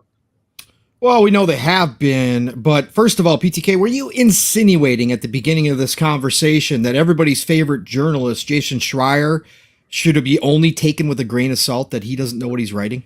Is that what you were insinuating? I don't have any comment on Jason Schreier. Listen, this is good news that we're finally getting some word on GTA 6, even if it is unofficial word. But we do know that this game has been in the works for a long time. But Rockstar, along with this information, also, of course, because Jason Schreier just can't talk about a game, he's got to talk about what's going on in the HR department at each company. That's what his forte is. Schreier, is that what they call him? Yeah. So a lot that they've done a lot of self-reflection within Rockstar, and they've changed culture over there as well. And this speaks to a bigger thing that's going on in the industry. And I kind of talked about this morning over on Living Split Screen with Steel a little bit. And I think as gamers, we need to start buckling up and getting ready for big AAA games like GTA 6 to take longer development cycles, because a lot of these big publishers are going to a no crunch situation, no overtime situation is what I would call it, but whatever. People have been in uproar over crunch in this industry, and I think it's finally taken hold, and these publishers do not want to be a part of a Schreier expose on how bad their devs are treated.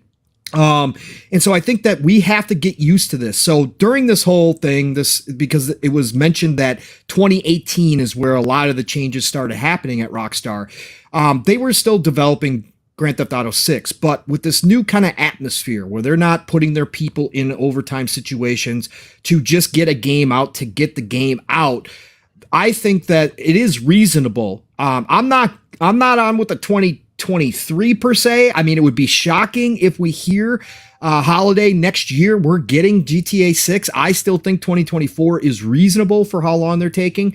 But I'm excited for the opportunity that Grand Theft Auto might give me a story that I'm interested in. First of all, being set back in Miami, Vice City being my favorite all-time GTA, is really cool to me. The fact that they're going to do, a fictional Miami and some of the surrounding areas, and then they're talking about adding cities over time. So that means Grand Theft Auto is now games as a service. Surprise, surprise, shocking. But that does give me hope that they, this is a lot bigger than previous GTA games, which is saying something because GTA games are huge. They also said that they already have more interiors than they've ever had in any GTA, which is awesome because we've been wanting to go inside buildings forever in Grand Theft Auto, more inside buildings. So all of that is exciting. The Bonnie and Clyde story that they're talking about, if that turns out to be a reality, awesome. Fits perfectly right in with Grand Theft Auto. So all of that excites the hell out of me. The one thing I will say that's a big wait and see for me is that there was some other articles that came out after the fact. And some of this is assumptions, I believe, on their part. No real sourcing on this. But there has been some signs that it's potentially Rockstar is going to be taking the edge off of Grand Theft Auto. That we are going to see a much softer Grand Theft Auto when it comes to the jokes, when it comes to the satire, when it comes to the offensiveness that they have been.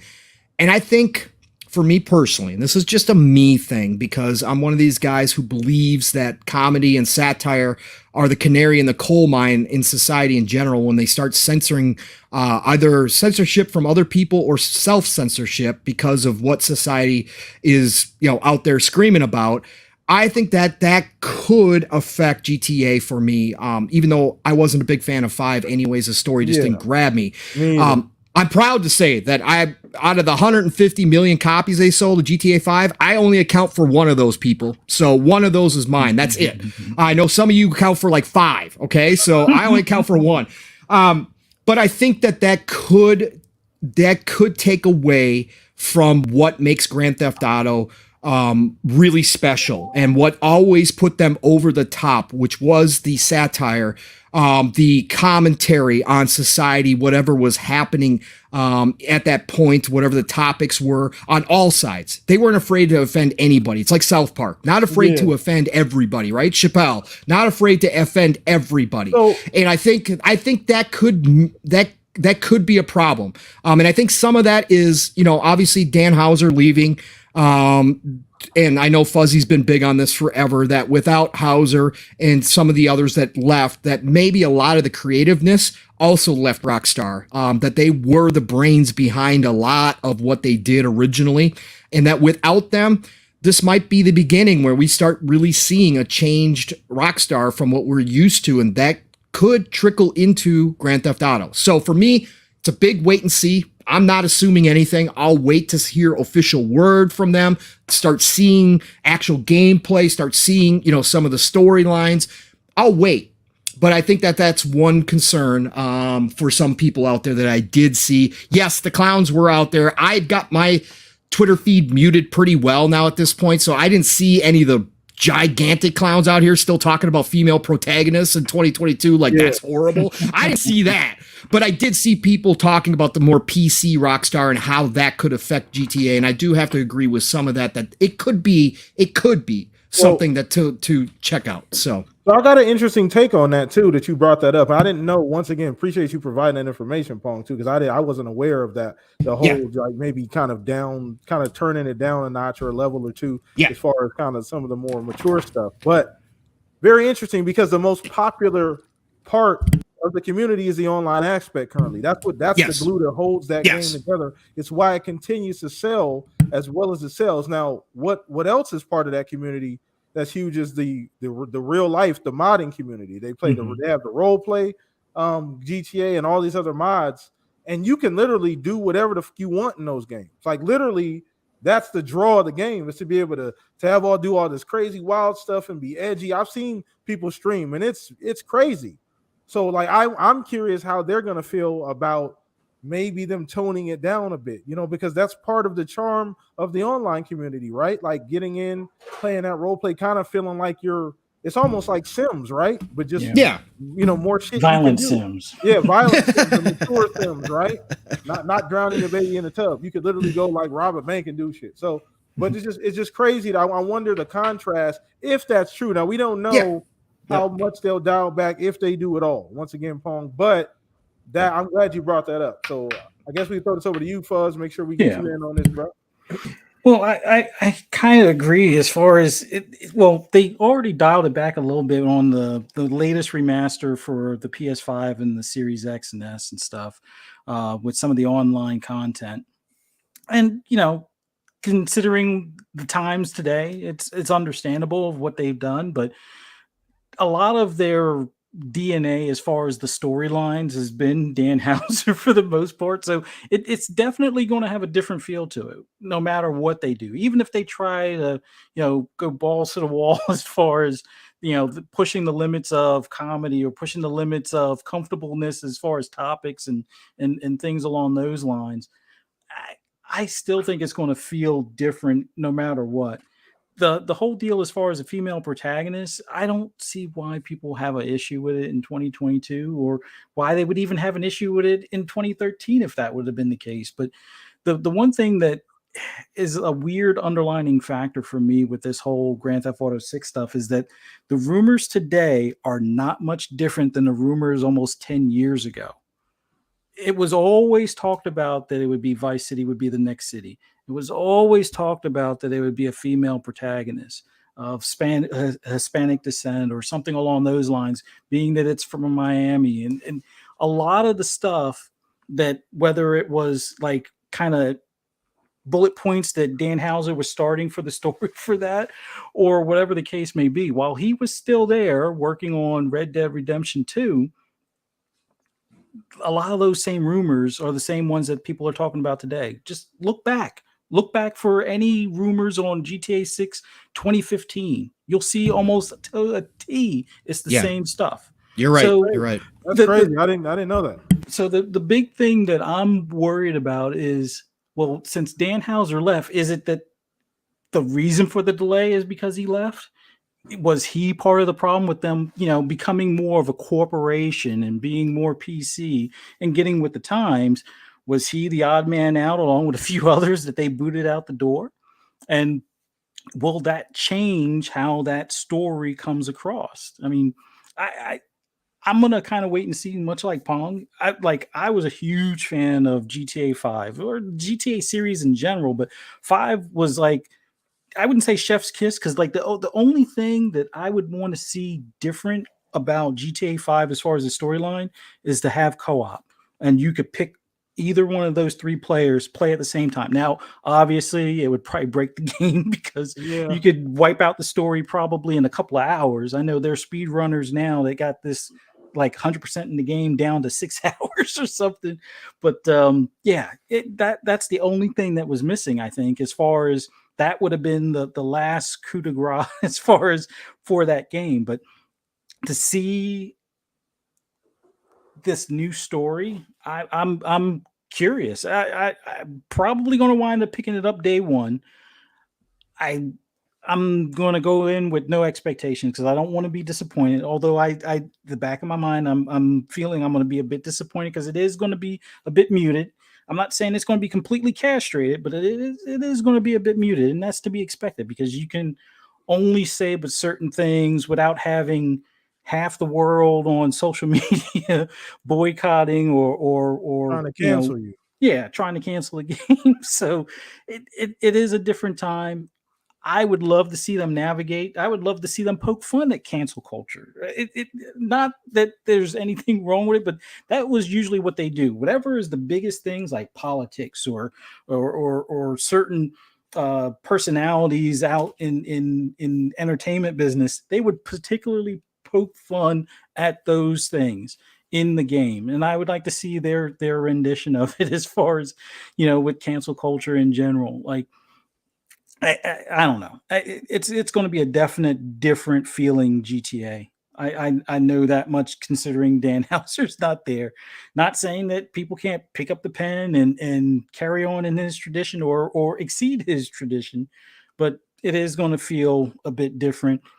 The delay, I think they kind of knew, and they probably have had meeting upon meeting upon meeting on how we progress this, because they're so used to making the money on the online. And my gut feeling was always that GTA 6 is just basically going to be GTA Online 2 with a couple of like smaller stories, almost like the Dr. Dre story stuff that they've added lately to the online. And then the rest will be kind of make your own story as you go type of thing. But I can't wait for it.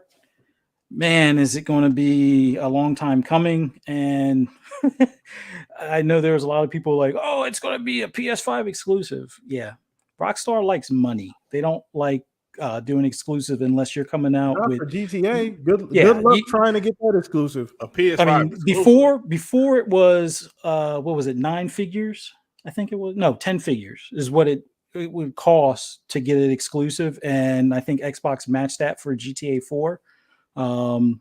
Yeah, I would say it'd be about either a $500 million or at least $1 billion now, if anybody's going to talk about any type of timed exclusive anything, other than maybe like, you get some online missions, which PlayStation will probably pay for that, but it's going to probably cost them $100 million to get that. I think it'll be more than that nowadays, just because of GTA Online. Oh yeah. Like back in GTA 4 days, it was just, Xbox and PS3. It was just a campaign. But now, it'd probably be like something like $8 billion. It'd be insane. That's what I'm saying. The price on that, I mean, that's to get in, to lock that down. That's not quite, having to pay for Destiny or them other exclusives and COD and stuff like that. So, but once again, chat, let us know how you guys feel about that in particular. Once again, I think that's a game we're all looking forward to at some capacity. But we're gonna go ahead and dive into some of these questions from you guys. So we'll go ahead and pop some of these on the screen. Shout out to Shones Who Modded Here, said, true or false, ray tracing is the most overrated feature of this generation. Who wants to take that? True. Damn it. Go ahead. You got to follow up though. You can't say true. You can't just say true. In my opinion, it's true. It's not worth the frame rates. It doesn't really do anything. Yes, some things might look a little shinier or reflection. It's just not worth it to me, because it's very taxing. And I remember this PC guy told me that a few years back when the rumor was the PS5 and the next Xbox was going to have ray tracing. He told me, he said, man, ray tracing is overrated. Trust me. And I was like, man, but it looks great. He said, trust me, it's overrated. And here we are. I wholeheartedly agree with them. Well, so I think what's kind of lended to the credibility is we've seen the sacrifice these devs have had to make to try and put it into a game. Yeah, exactly. To try and make it work the way it's intended. Yeah. So we've seen that happen so many times, and these games they suffer on other parts of their game, trying to get ray tracing right. Now we'll see as the generation goes forward. It's still very early, right? We've had these consoles a year now or something like that, however long, a little bit over a year. But we'll have to wait and see essentially how these dev kits mature and how these consoles mature and see what they could squeeze out. See how much power they can actually get out of these things. But let's go ahead and keep the chat going here. And once again, drop your questions in there. Shout out to Gabe. He said, who's playing WWE 2K22 for free this weekend on Xbox Live Gold? Anybody playing that this weekend? Anybody? I tried it. I haven't tried doing a match yet. I've been trying to do the character creator, and I think ever since WWE 2K 2016 or something, they've taken out like different sliders, which I don't know why they did that. It's like, oh, you can be super thin or super muscular or super fat, and it's like there's like in betweens or like different heights, and like I don't know.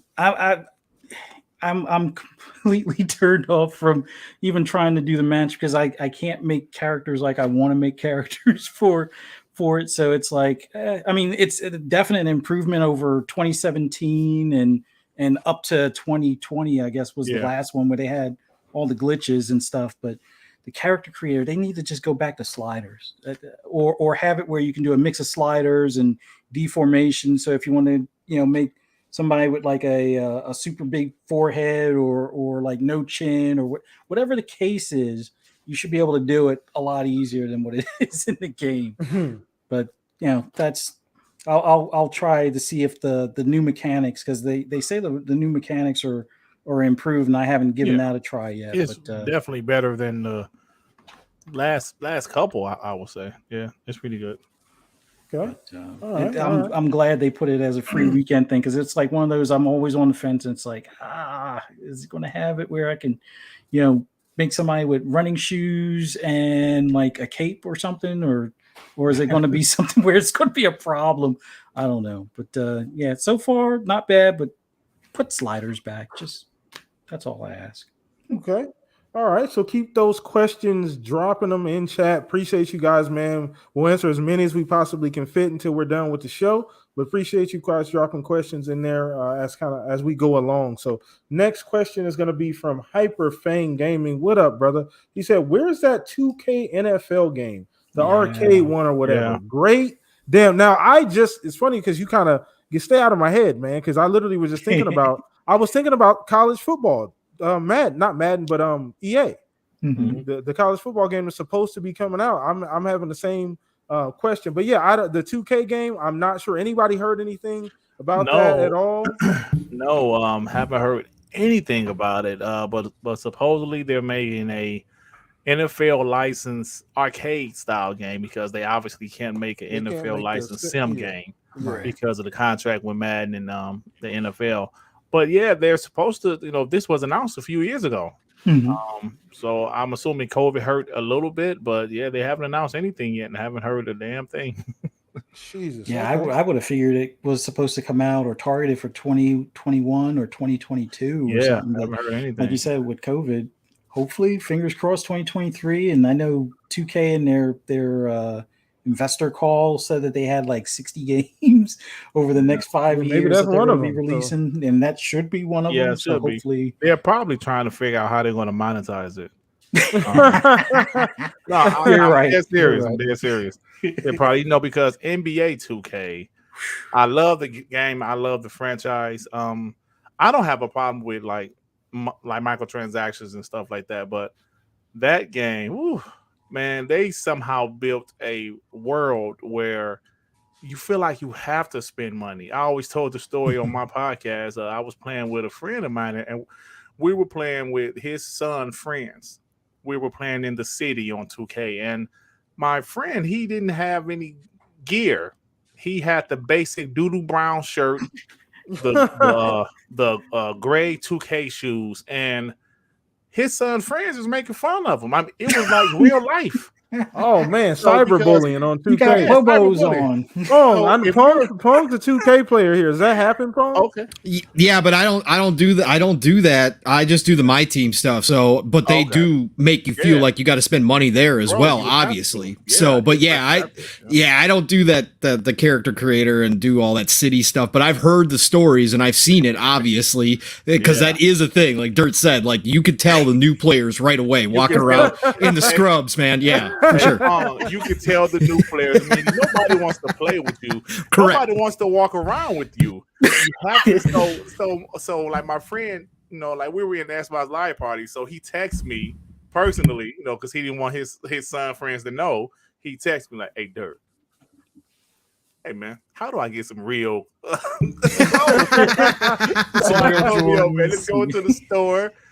They're gonna ask you for some real money. It might be $20 real if you want to get some really nice stuff, and that's what he did. And like when he got his little Jordans and his outfit, he felt better. All this on the video game, man. That's hilarious. Crazy. Okay, good question. It's only a matter of time before the virtual sneakers cost as much as the real things. Absolutely. Oh man. Which is a no there, and I'm not paying $200 for it. We have a resale market in 2K. It's ridiculous, right? Crazy. But, all right, so keep the questions coming, chat. We appreciate you guys, all the engagement. Hope you guys are enjoying the show, having a ton of fun. I know we are answering these awesome questions. We're going to keep it going here, man. You guys got a ton of questions today, so keep them coming. We got about another at least half hour in the show. So keep the questions dropping in there. So shout out to Focus Active. He said, "What's the next game to get delayed?" God damn it, Focus. We're not trying to even.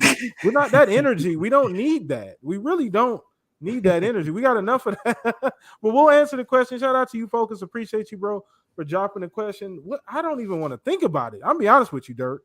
I don't even want to think about it. I'm kind of privy to not answering this question. God of War. Oh, don't. I was about to say that. No, we're not. I was about to say. Man. I'm looking forward to God of War, but man, that would be funny. That would be some great content for my channel, I'll tell you. Oh, goodness gracious. No, so you would say, so just once again, if we're answering the question, right, we're not trying to put that energy out there. We don't want that to happen. We don't like seeing games get delayed, but you would say God of War, Dirk? I don't think it's going to get delayed, but I don't either. I don't know, man. I don't know. I can't really think of anything. I'm way too positive for this. I don't know. Pong, you want to take a shot at it, Fuzz? The heartbreaker for me this year would be High on Life. Yeah. Oh, don't even. I think I would cry for at least a minute. Probably. That game. I know it sounds silly, but yeah, that's the one game I'm looking forward to before Christmas, kind of thing. If that gets delayed, I'm gonna shed some tears. I'm sorry. You want to take a crack, Pong? Oh man, listen. I'm at the point where I'm not even looking at, like, talk to me, like, yeah, I want to see all the games and I don't care if they're 5 years out, but at this point, don't give me a release date because I don't even care anymore. Talk to me when it's a week away, right? If I had to take a shot at this, I think, wow. Trying to think of what's coming too. You guys are right. It's really hard to think about it. Well, it doesn't have an official date, but the developers have come out and said that they're still on track for 2022. So I will count this. I will say Atomic Heart. I think Atomic, because Atomic Heart, they said we're still on track 2022, blah blah blah, but we don't have any dates yet. We haven't seen anything from that developer. Obviously, they're a part of the whole Ukraine situation. I think they finally come out and just say, look, we got to push it until next year to make things right. That would be my guess right there. Okay. So I don't even, like I said, I was sitting there trying to think as you were talking, Pong. I just can't. That's a good one though. That's a really good. I mean, good in a not in a good way, but that's if I was to say that's a realistic one also. Yeah, it's a realistic one also too, considering their situation. I can't really think of one outside of what we already know, though, to be honest with you. So we're sitting here trying to juggle, but it's all good. It's all good. We'll keep it moving. Once again, keep those questions coming, man. We appreciate you guys in chat, man. Thank you guys so much for hanging out with us today. So let's go ahead and keep the questions coming. Let's see. Oh, here we are. Shout out to Bacon Life, my guy, always coming through. He said, question, we have 2 Forza car racing games. Would you all like to see a Forza water sport? I think Playground Turn 10 can make a beautiful jet ski game. Now, that's an idea. I've never considered that. There was the last really fun jet ski game I played was probably back on like 360. Yeah. Like, I don't even remember the name of the damn game. I'm sure you guys probably know of some game, but that's actually a really cool idea. I never considered that. I don't know how popular that would be, but I mean, I don't know. Would you guys go for that? I would. I would love to see them do a multifaceted racing game like the Crew 2. I think they tried to do like the planes and boats and cars type of thing, or maybe that was I think it was Crew 2 that did that. But yeah, I would love to see like a like, I guess they're called racing boats or jet boats or something like that.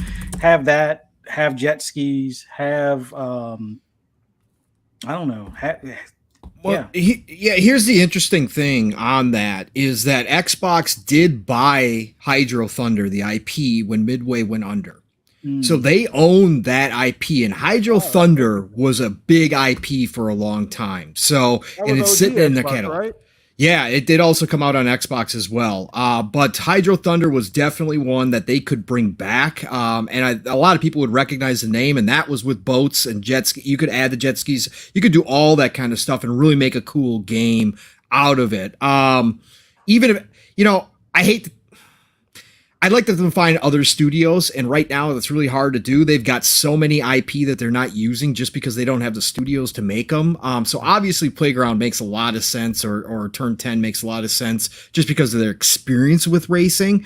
But I would rather see something, a kart racer out of one of those two with all the IP that Xbox has. I think they could make a damn good kart racer. Or they also own the RC Pro-Am IP from way back in the days and use those car licenses and turn them into, it'd be a small game, not a big AAA game, but a small game that uses those car licensing and turn them into RC racers and come back with RC Pro-Am and that type of style, small, top-down view kind of racing.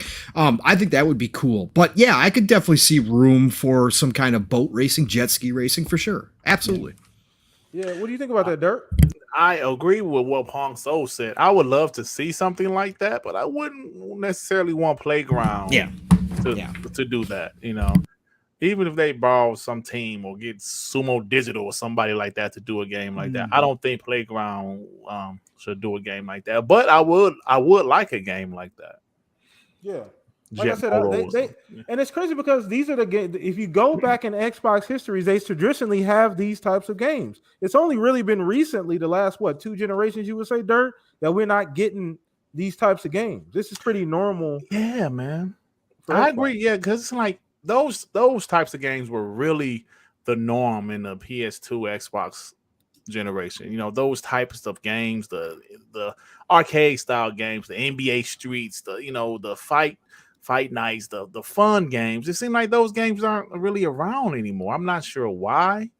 There are some games, of course, don't get me wrong, but it seems like those games, I guess they were a bigger deal back in that generation, right? If they do come out now, they're just something that's just released, no hype, behind it. Just there's a new motorcycle game. Like, what was the motorcycle game that was in Road Rash? Road Rash, or no.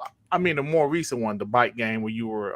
Rides. They had Rides 3 or something like that. I can't think of the name of it, but they're like now. They just release and nobody really talks about it anymore. Yeah. So I would like to see more fun arcade style games, being the big thing again. I'm not sure if it will happen because we're in such a different time now, but it will be fun though. Yeah, I agree. I'd love to see that part of their catalog come back. And we always talk about that too, Dirt. They have such a gigantic war chest of IPs that they could bring back. Stuff especially after the Activision Blizzard deal. Oh my God. Exactly. Once that ink dries, oh man. I know Phil even said that's one of the things he's looking at right away. That's what he started thinking about as soon as the deal was announced. Like, hey, what can all this stuff, all of the franchises, all these other IPs, what can we do?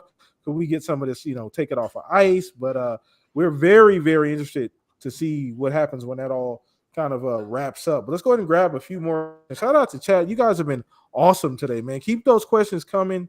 We're going to keep answering them as best as we can. So I think Gabe threw us another question or two. Shout out to Gabe.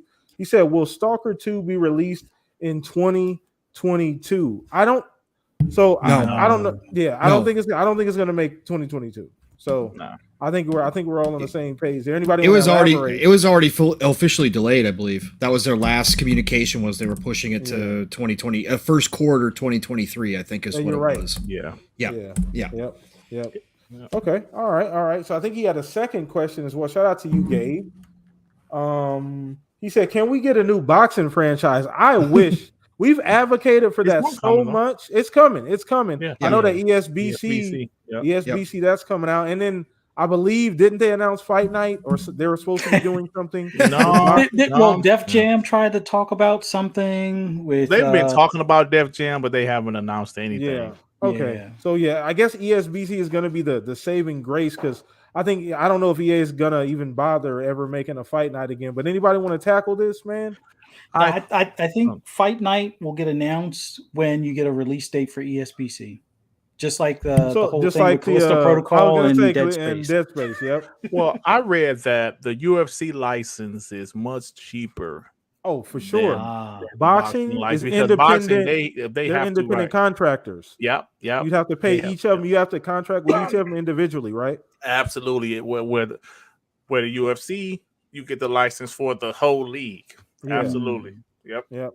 So I think that's always been the toughest part of that too, because a guy like Canelo he's gonna cost way more than some random boxer. Absolutely. You know what I mean? He's gonna charge $10 million just to get him in the game. You know what I'm saying? Mhm. So One thing I would like to see as an alternative then is a create a character thing, or Xbox use the avatars that nobody seems to use anymore.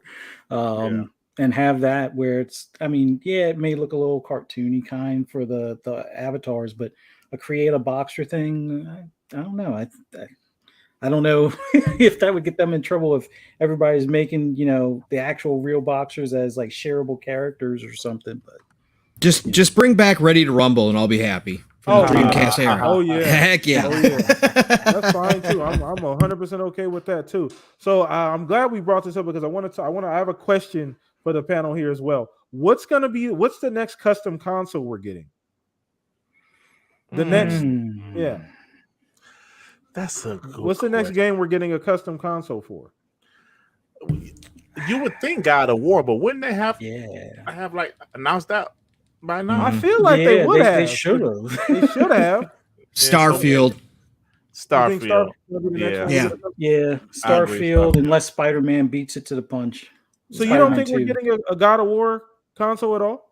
I think we get a Spider-Man 2 one, or maybe a Wolverine one, but God of War would have made the most sense to me. But then again, it seems like they have a hard time with production, or something. So I guess they figured it's we'll sell God of War panels later or something. Yeah, I was about to say that with the PS5, would it be a custom console or custom panels? That's true. You can snap those things off and on. So, well, I mean, I would say for that caliber of game, every other God of War has been a true custom console.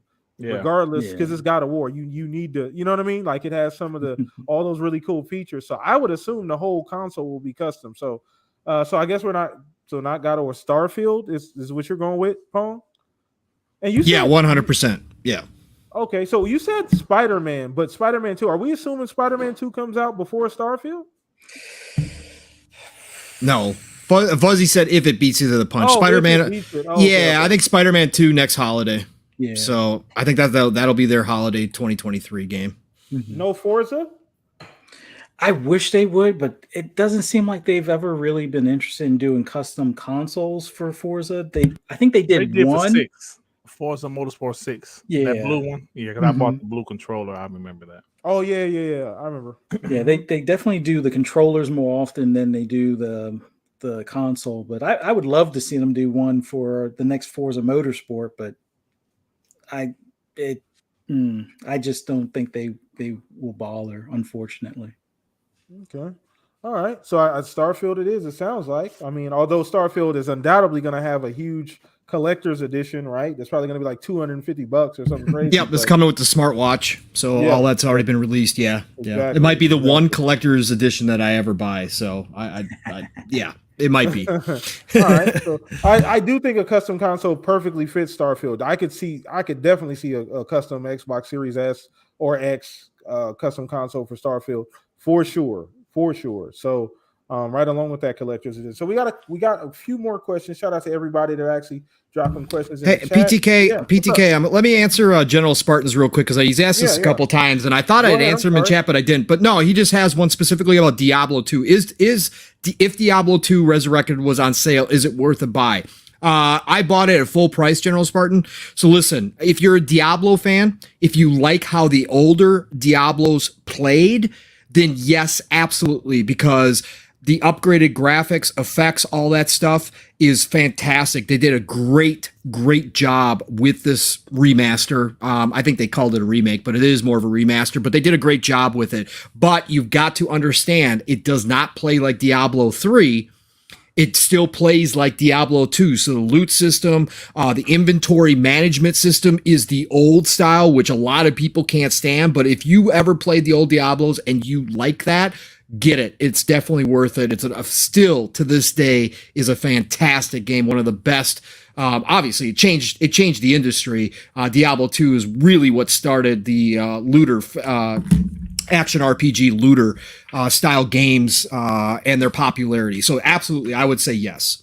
Oh yeah. So and I'm glad you did that too, because I've been meaning to go back and play, because like I said, I'm new to that genre and I'm really like super into those types of games now. So I definitely want to go back, and that's kind of a question I had. So you answered that for me as well too, Pong. So shout out to you for that, bro. So I think we got a few more questions. I think Bacon threw us a few questions here.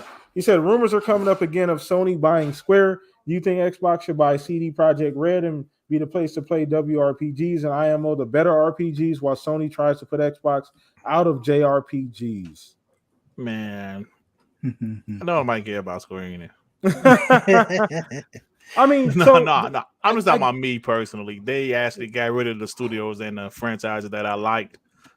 Tomb Raider and some other ones. But me personally, I don't care about Square Enix. Yeah, no, I get it. I mean, once again, it's so. If we're being honest, they've almost been acting like a pseudo Sony first party studio anyway. Absolutely. So the relationship's already there. It makes sense, I think, and just me being completely balanced on this, it makes sense. It makes sense that they just put a ring on it, right? Put a ring on it, essentially what you say, and just make it official. Because I mean, they have a lot of, there's a lot of deals. A lot of stuff doesn't come to Xbox for whatever reason. They already have a great relationship. All the Final Fantasy stuff goes straight to PlayStation. Yeah. No issue. Does not always make it to Xbox consoles. Not even PC all the time as well. But they'll damn sure put it on PlayStation, which is fine. So the relationship has already been established. So I don't see an issue with it. Now, as far as CD Projekt Red, I mean, I don't know, right? Like, let's wait for this deal to close before we start having that conversation. I've been on the train that Sony buys CD Projekt Red. You did say that. You did. Yes, yeah. I've been on that train for a while. That makes a lot of sense with where CD Projekt Red is price point wise. It's a great buy. That would secure them again, I know they're down in a lot of people's eyes, but once again, for me, Cyberpunk 2077 is a GOAT. So I love that game, and they have the potential talent-wise to get you a fantastic Western RPG. And on top of that, you own the Witcher IP, which makes a lot of sense because that's now, obviously got TV, Netflix show and all that kind of stuff. So I think that fits perfect with Sony, and I think it would be great for Sony to have, one Western RPG maker in their lineup, along with a Square Enix, which again, I don't think anybody denies that is already a relationship, right? That's everything but the ring at this point. So just go ahead and do it, get it done and over with.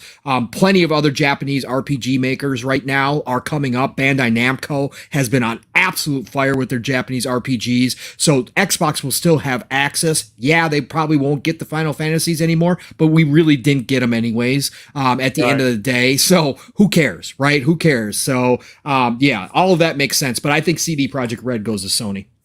That's interesting. Because I mean, didn't the Witchers generally were marketed? Xbox had the marketing deal on The Witcher 3, didn't it? Yeah. Yeah, they did, but And let me add this. Let me add this too for CD Projekt Red and Sony. It gives Sony a PC storefront that they can sell all theirs on because CD Projekt Red owns GOG. So they automatically have a PC storefront that they don't have to build from scratch. So they get that added advantage, which is also an income stream as well, because GOG is a really popular place to go buy PC titles from. And look, they could put their first party titles on there first, take all the profits. It makes so much sense that CD Projekt Red goes to Sony at this point. Yeah, no, I have nothing. I don't have anything to really say about that. I think we've talked about that a few times here, and I guess that makes sense. CD Projekt Red is interesting, right? But either way, it'd be more of a benefit to Sony, I think, than it would absolutely would be for Xbox. Xbox is already good in that space, especially Western RPGs. I think we're pretty good over here with what Xbox has at this point. So I do agree with that too. So I think we got another question. Shout out to Focus Active for another question here, another good one. He said, Speculation Town, and we always there. By the way, Dirt, welcome, Speculation Town. We everybody shows up, everybody's welcome. We do tours year round. Pong, by the way, is the mayor. So one of the co-mayors of Speculation Town. Yep. Yeah. Yep. So we visit here very often at the Shop Podcast. So welcome. You'll get your basket later with your goodies in it on the way out. But so he said, does Xbox buy a publisher like Sega, independent like IO? I think that's IO. Sorry, or support studio like Certain Affinity next. And this is something else we've talked about. And I think they gave away the answer. We've talked about Certain Affinity being a great buy for Xbox because they've touched everything Xbox has and is about to get anyway. Right? So they've done Activision stuff. They've done stuff. What other games have they worked on that Xbox already has? Isn't it been Halo? Obviously, Halo, correct? Yeah. Halo and then Call of Duty. Call of Duty, Halo, Call of Duty, yeah. So, I mean... You know what? I think after the Activision Blizzard deal, I do see them buying more individual studios than another publisher. Just my opinion. I think IO Interactive will probably be one. We heard rumors about that was the guys making Avalanche. Heard about Avalanche. I see them really buying more individual studios. Hopefully. Or maybe, who knows? I never thought they would be buying Activision Blizzard. So maybe they will buy another publisher. They might buy Netflix. Right. Yeah. Who knows at this point? You're right about that. Oh, go ahead. Anybody else want to tackle this? I think you guys heard my crazy theory last week as far as who buys what and whatnot. Like in the whole basis of what I was saying with Ubisoft being bought by Blizzard or Activision Blizzard before the acquisition is that Proletariat or whatever that studio is that's supposed to be part of Blizzard now that's helping them. They were bought by Activision Blizzard. Nobody raised a stink. FTC didn't say anything.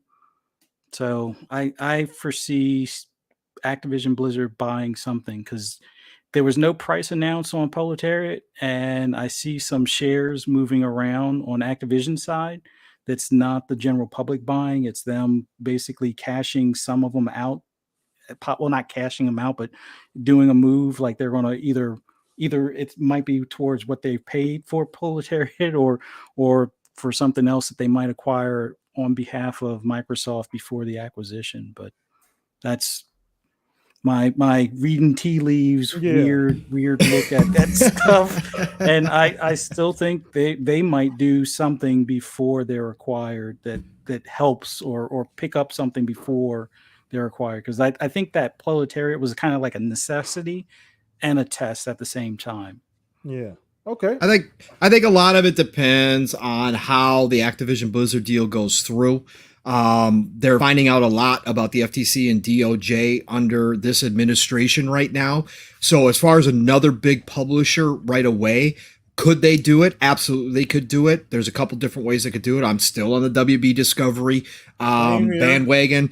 But if they have problems getting this one through and they wind up having to fight it in a court against an injunction, then I think they hold off until maybe after 2024 with a new administration coming in potentially, and that changing what Lena Khan and her cronies are trying to do with the FTC over there.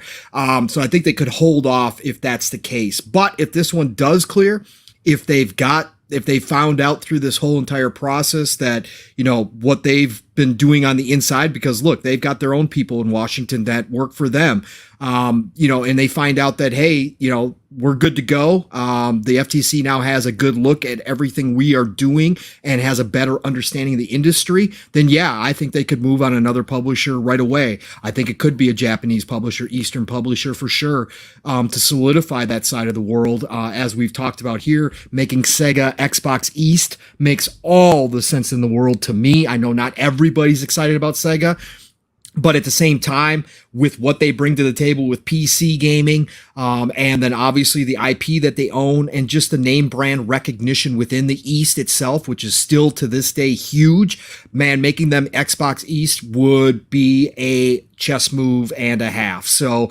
I think that definitely could go down. And then, like Dirt said, these smaller studio, all the stuff that we heard, the smoke that we heard prior to Activision Blizzard, all that's just been placed on hold. I think once this goes through, it's going to be open hunting season on those smaller developers that they've had their eyes on. And I think they go gobble those up right away. Certain Affinity for sure. IO would be a masterstroke. I think IO is perfectly suited to slot right in, even if even if the Hitman IP isn't fully owned by IO, which there has been some discussion about whether or not that is the case, even if it's not, that team there knows how to make those third-person games, and they are beautiful, they are polished, they can do a lot with a lot of the IP that Xbox currently has and will be getting through the Activision Blizzard deal. So IO would be just an awesome pickup. So yeah, I think all that stuff's going to come out once Activision Blizzard is through and done. Okay, and once again, I do agree. We talked about this in great length many times on the show about what's going to happen. Like, what would you do right after the ink dries? And some of the things you talked about is just kind of getting all the new studios obviously lined up and acclimated. That's going to take some time. I do think we all understand that as well too. I don't foresee them jumping right back in and just opening that wallet right back up, but we never know, because I don't think we foresaw them getting Bethesda. We didn't foresee them getting Activision Blizzard. So I don't want to put anything past them at this point, but I do making those smart moves just for shoring up the actual lineup with some of the smaller studios makes sense. Like you said, Certain Affinity. There's a bunch of other ones that they could possibly look at as well too that are that would definitely help, round out that lineup as well too. So I do wholeheartedly agree that that's going to take place at some time. And once again, Sony's not done either. That's kind of been the Sony strategy too, Pong. Grab up these smaller, more specialized studios for specific things as well. Yeah, and Sony's getting ready to do a big one. They're beefing up their legal team. We heard that last week or 2 weeks ago. They're beefing up their legal team. They went through a review with Bungie, which cleared with no problems whatsoever. So the fact that they're going out and headhunting some big hitters on their legal team, that says to me they're going after somebody big. And like I said, Ubisoft, whatever the case may be. Square. Square. I definitely think Square is going to be one. Square is definitely going to be one, but it's acquisition season for everybody. And with the recession on and inflation going on, there's no sense on holding on to money. You're just burning it right now. It's better to have assets that can create money than it is to be storing up money. So I think Sony's going to go make one of those moves. It's not going to be Activision Blizzard level, but there's still some big companies like Square, like Ubisoft, that they could potentially target that would have a giant impact on where they're at and what their subscription service is going to look like going down the road. And that's another. Oh, go ahead, Dirk. I'm sorry. I was gonna say Ubisoft seems too big, in my opinion, for Sony. Because if you look at their employees, I think they have even more employees than Activision Blizzard. They do. They got 20,000. They've got double. Yeah. They're one of the. They're the single biggest publisher in terms of employees, I think, in the world right now. What that would entail, Dirt, is that they would trim a lot of that, and that's the bad news of a Ubisoft acquisition. There would be some negative press because you would have to go in and trim that company down and make it much more streamlined than what it is right now. Yeah, and especially Sony would. Sony to absorb that large of a company, there'd definitely be a lot of chess pieces moved around. Not so much as Xbox, because Xbox has they kind of do this. They're used to buying big ass companies with lots of employees. Microsoft, so they have experience with that. But I do think Sony would definitely have to do a lot of moving stuff around and figuring that out. So I do it. That's one thing we don't think about as well too, Pong. So I'm glad you brought that up as well, as far as maybe if that was to happen, they'd have to trim some of that down. Yeah, 100%. It is bloated to a big degree. And even if Ubisoft never gets bought, even if they find an investment partner to come in, like they talked about, to kind of help out, that investment partner is probably going to require that they do trim some of that, because it's fantastic to have all that talent, but a lot of it is so wasted, and it just, again, they're in shambles over there as far as how they internally run things. I've heard from people who have worked with Ubisoft directly how bad it is, and I think that 20,000 employees all over the world is just way too much for the way that you got to run a company nowadays. Yeah. Square definitely seems more manageable for Sony. On top of the fact that they already have that established relationship, very similar to the Bethesda Xbox situation. So it just seems like that would be a 1, 2, 3. I won't say super easy, but way more manageable than trying to fit Ubisoft in. But I think we'll take maybe one more question, chat. If you guys have one more, drop it in chat. We'll take one more. We'll answer that, and then we're gonna go ahead and wrap things up. You guys have been fucking amazing. This has been another legendary show. But once again, we'll take one more question if you guys have one for us, or anybody here on the panel, anything we didn't go over that we could just knock out here before we wrap things up. Nope, but with a shout out to Other Zinc with all the hot takes, man. He is on fire tonight. Fire right you have given me weeks worth, Other Zinc. So you have made my Saturdays for the next about 2 months, man, with your hot takes tonight. So thank you, sir. I appreciate that, brother. Zink is the man. Yeah, Zink is awesome. Shout out to Zink, man. We need those hot takes, man. He needs those. Pong needs them every week. You gotta feed them. Gotta feed them the hot takes, man. We need them to get through. But I think we'll go ahead and take one more question. Shout out to you, Gabe. I did see the question, brother. And I didn't even have to bait him tonight. I didn't even have to throw out a Kojima. I didn't have to. I didn't have to do anything. He just came ready tonight, man. Thank you. Awesome. So he said, last question. I've never played a GTA game. Is it really that good of a game, or has the edginess, gameplay, possibly offensive jokes the real attraction? So that depends. GTA kind of gives you the ability to be what you want to be. There are established characters, but you can kind of play with them how you want to play, right? Like that's the kind of charm of the game. Now, outside of playing online, where you can really just be your own created character and just run around and do whatever you want.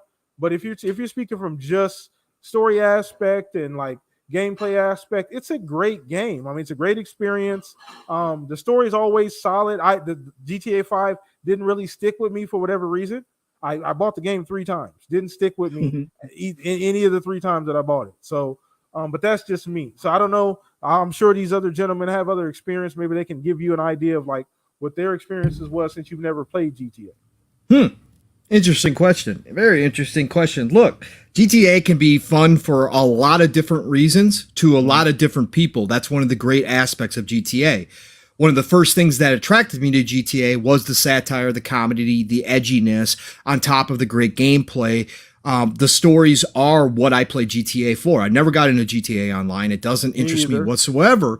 Yeah. So for me, it is the stories. And with those stories, it was the commentary on society. It was the fact that they were willing to offend everybody that added to the atmosphere. Now, if that is necessarily, toned down or gone, whatever the case may be, would that affect it? No, there's other ways to do it that could still be impactful, that could still make it a great story, that could still make it funny. There's things they could do if they get really creative. But for me personally, yes, the edginess was a part of what made GTA fantastic. And again, this is coming from a guy who started when GTA was on PlayStation as a top-down, nothing game. I lived that life. Yeah, GTA London is still one of my favorite games all time from PlayStation. So, I think they could still find a place, and I still think they could be definitely. Look, when I said what I said earlier about this, GTA 6 without a doubt will be the biggest game launch ever. Easy, no matter what happens, unless they come out and show and it looks like a PS1 game or something crazy, which we know is not going to happen. Unless it was a complete failure from the time they started showing it, this is going to be the biggest launch in the history of gaming. Day one, do you know how many people? You remember back in the all of you guys do, because all of you guys are old heads like me. When they used to talk about on news channels how Call of Duty would cost billions of dollars in the businesses because people would take days off for Call of Duty. You remember that? Yep. That's going to happen with GTA 6. That is going to be a national holiday when it comes out, and probably worldwide holiday when it comes out. That's how big it's going to be. It's going to sell 20 million copies in like an hour. Like it's going to be pre-sales might be 50. Pre-sales might be 30 to 50 million when it's all said and done. It's going to be think about it. Cyberpunk, which was one of the most hyped games coming out that we've seen in a long time, even with the bad press, still had over 13 million copies sold pre-sale. Okay, so think about that. GTA 6 easily could do 30 to 50 million pre-sale. Yep. Easy. So I agree, man. Once again, that goes back to Rockstar is just in a different stratosphere when it comes to like. They just kind of do what they want when they want, because GTA is what it is. It's a behemoth. It is a behemoth, man. So it's tough, they kind of do what they want. But a great question.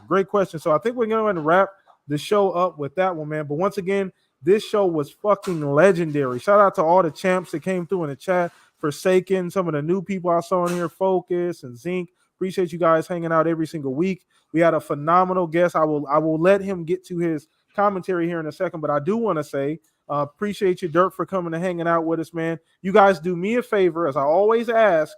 If you're a fan here at the Shop Podcast, go show our guests some love. They deserve it. They take time out here to come on here, talk games with us, entertain you guys, entertain me, us part of the panel. So shout out to you, Dirt. We always appreciate you, bro. You always are allowed to come on the show. Always got a green light to come on the show as well, brother. Thank you so much, bro. Appreciate you. But let everybody know where they can find you at and what you got cooking up with WBG. Well, thank you, man, for having me. I always have a great time. Yeah, it was a big gap in between appearances, so yeah, we got to do this a little bit more often. But yeah, thanks for having me, man, along with the homies Pong Soul and Fuzzy Belvedere, who has been on WBG a few times. Yes. Actually, both have. I know your schedule won't allow you to be on that Blam, but it's all good.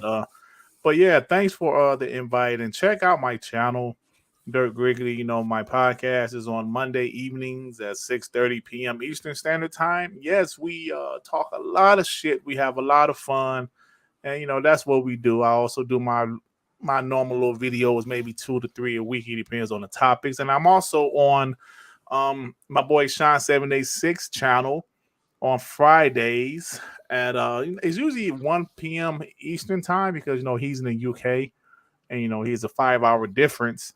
And I've been a regular on Gaming Addicts, Lower Gaming Addicts show on Wednesday evenings, I should say, at 5 o'clock Eastern Time on Iron Lord's channel. So I've been there like 4 or 5 weeks straight. So I guess I'm kind of a regular on there. So that's about it, guys. Well, we appreciate you, man. Once again, go check out WBG Podcast. Please do yourself a favor. Great content. Stand up, gentlemen, there. Stand up podcast, man. Once again, I wouldn't recommend anything that I don't watch myself or don't support. So shout out to you once again. Thank you for hanging out with us as well, Dirt. Appreciate you, bro. Every single week, we're here, but appreciate you hanging out with us, man. Thank you so much. But we're going to throw it over to our compatriots here. We're going to start with Mr. Pong Harvey. Great show. Another one in the bag. The week went by really fast, but another great show we got cooking up here. Yeah, no, this was awesome, Dirt. Again, just to echo PTK Blam's sentiment here, man. Amazing to have you on the show. Everybody should check out WBG and obviously Sean's channel as well. You guys do amazing work. You guys are just, it gives you laughs nonstop, man. Just the way you guys interact. You guys are brothers when you're talking. It's just awesome all the time. Plus, when you guys get down to business and are talking the topics, you guys all have such great knowledge as well. And of course, Dirt, you being an old head like me, man, you bring that old school knowledge and perspective, which I appreciate, right? So thank you for being here, man, and spending the night with us. This was awesome. PTK, Fuzzy, you guys always know what it is. Nothing but love and respect, man. Love ending my Saturday nights here. And chat, you guys were absolutely on fire tonight. Thank you all for joining us. Everybody who showed up to see Dirt on here, appreciate you. Stop back any time on the Shop Podcast every Saturday night. We have a great time, and PTK has great guests come on all the time. So just drop on in, but thank you all for being here as well. Otherwise, hey, I didn't get to say it because my intro, because my headphone problem. Sorry about all that. But listen, if you guys are into a colony sim type game, Jez Corden did an awesome review of it too over on Windows Central. So don't just take my word for it. But RimWorld is well worth the purchase if you're into those types of games. It's not going to be for everybody. Graphics are definitely not AAA. Think The Escapist or Prison Architect type graphics. But man, is that a deep game. I've just started getting into it. I bought it this week because it came out, and there's a lot to learn. But if you're looking for one of those new games, go check out RimWorld for sure. It's awesome. Other than that, find me, Pong Soul on Xbox, Pong Soul on Twitter. You know the drills there. You can find me Tuesday. I will be making a rare appearance over on Xbox Factor Podcast this week. I'm going to make that happen. It's been a while since I've been able to do it, so I'm going to be there. Double Barrel Gaming, Mr. Boomstick, 12 p.m. Eastern, 11 o'clock Central Time. All the good things green over there on Xbox Factor Podcast every Tuesday. Be there. Thursdays, PM in the PM, Pong and Mav in the PM, 7 p.m. Eastern, 6 o'clock Central Time on Fun Speculations channel, 2-man show, unless we have a rare guest. But normally it's just me and Mav catching up on the week because we don't get to talk as much as we used to either. But we have a great time over there. And then Friday nights back on Fun Speculations channel for Xbox Ultimate. Of course, Fuzzy is now part of the Fun Speculation family, so he's there every Friday with us. But 9 p.m. Eastern, 8 o'clock Central Time, we go every direction you can ever imagine, but it's nothing but laughs, good talks, good discussions. It's great Friday night time. So be there every Friday. And then Saturday mornings, you all know the drill, living split screen, all one word. My brother from another Steel Rain and I are going to go 3+ hours. Now we're just consistently doing 4+ hours. Today was no different. So jump in, join us in the morning when you wake up and get your energy, man, because Steel and I are going to talk your ear off. We get the chat involved. We have a great time, him and I. So be there, living split screen every Saturday morning, 10 a.m. Eastern, 9 o'clock Central Time, 3 p.m. UK time. If you got to go and you got to go do something like, grocery shopping or whatever, and you can't bring us with, come on back. We're still going to be on. Right? We're going to take you through your morning and into your afternoon. So just be there. We have an awesome, awesome Saturday show. Otherwise, I'll be back here on the shop next Saturday night, God willing. So otherwise, it's the golden age of gaming, people. Get out there and enjoy this time. No better time than ever before. So, and do not let those energy demons out there steal your excitement for what's happening. Play what you love what you play, and I'm going to talk to you all real soon. Awesome. Just do what Pong said, and you'll have a great time being a gamer. I promise you. Just do what Pong says. But shout out to the community. You guys are always awesome. Last but not least, Mr. Fuzzy Belvedere, man. Oh, well, just thank you guys for having me on, and thanks so much for Dirk Rickety for being on here with us tonight. It was awesome having you on here, and always love your takes on things. But also want to thank the chat for everyone that came out and showed out and everything. Just was awesome interacting with you guys in the chat.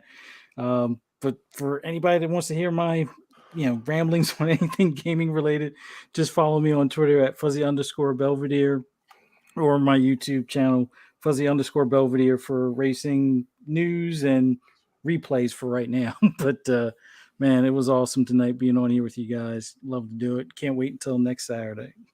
Awesome. Appreciate you guys. And last but not least, your boy PTK Blam, the host here at the Shop Podcast. Follow me on Twitter. Follow me on Xbox Live. If you want to just keep up with everything going on, Twitter is going to be that place that you follow the Shop Podcast and keep up with, guests and things like that, poll of the week, all of that cool stuff, man. But appreciate you guys for coming and hanging out with us. Guys always showing up, showing out. So next week, same time, same place, new guest. You guys enjoy your weekend. Peace out, everybody.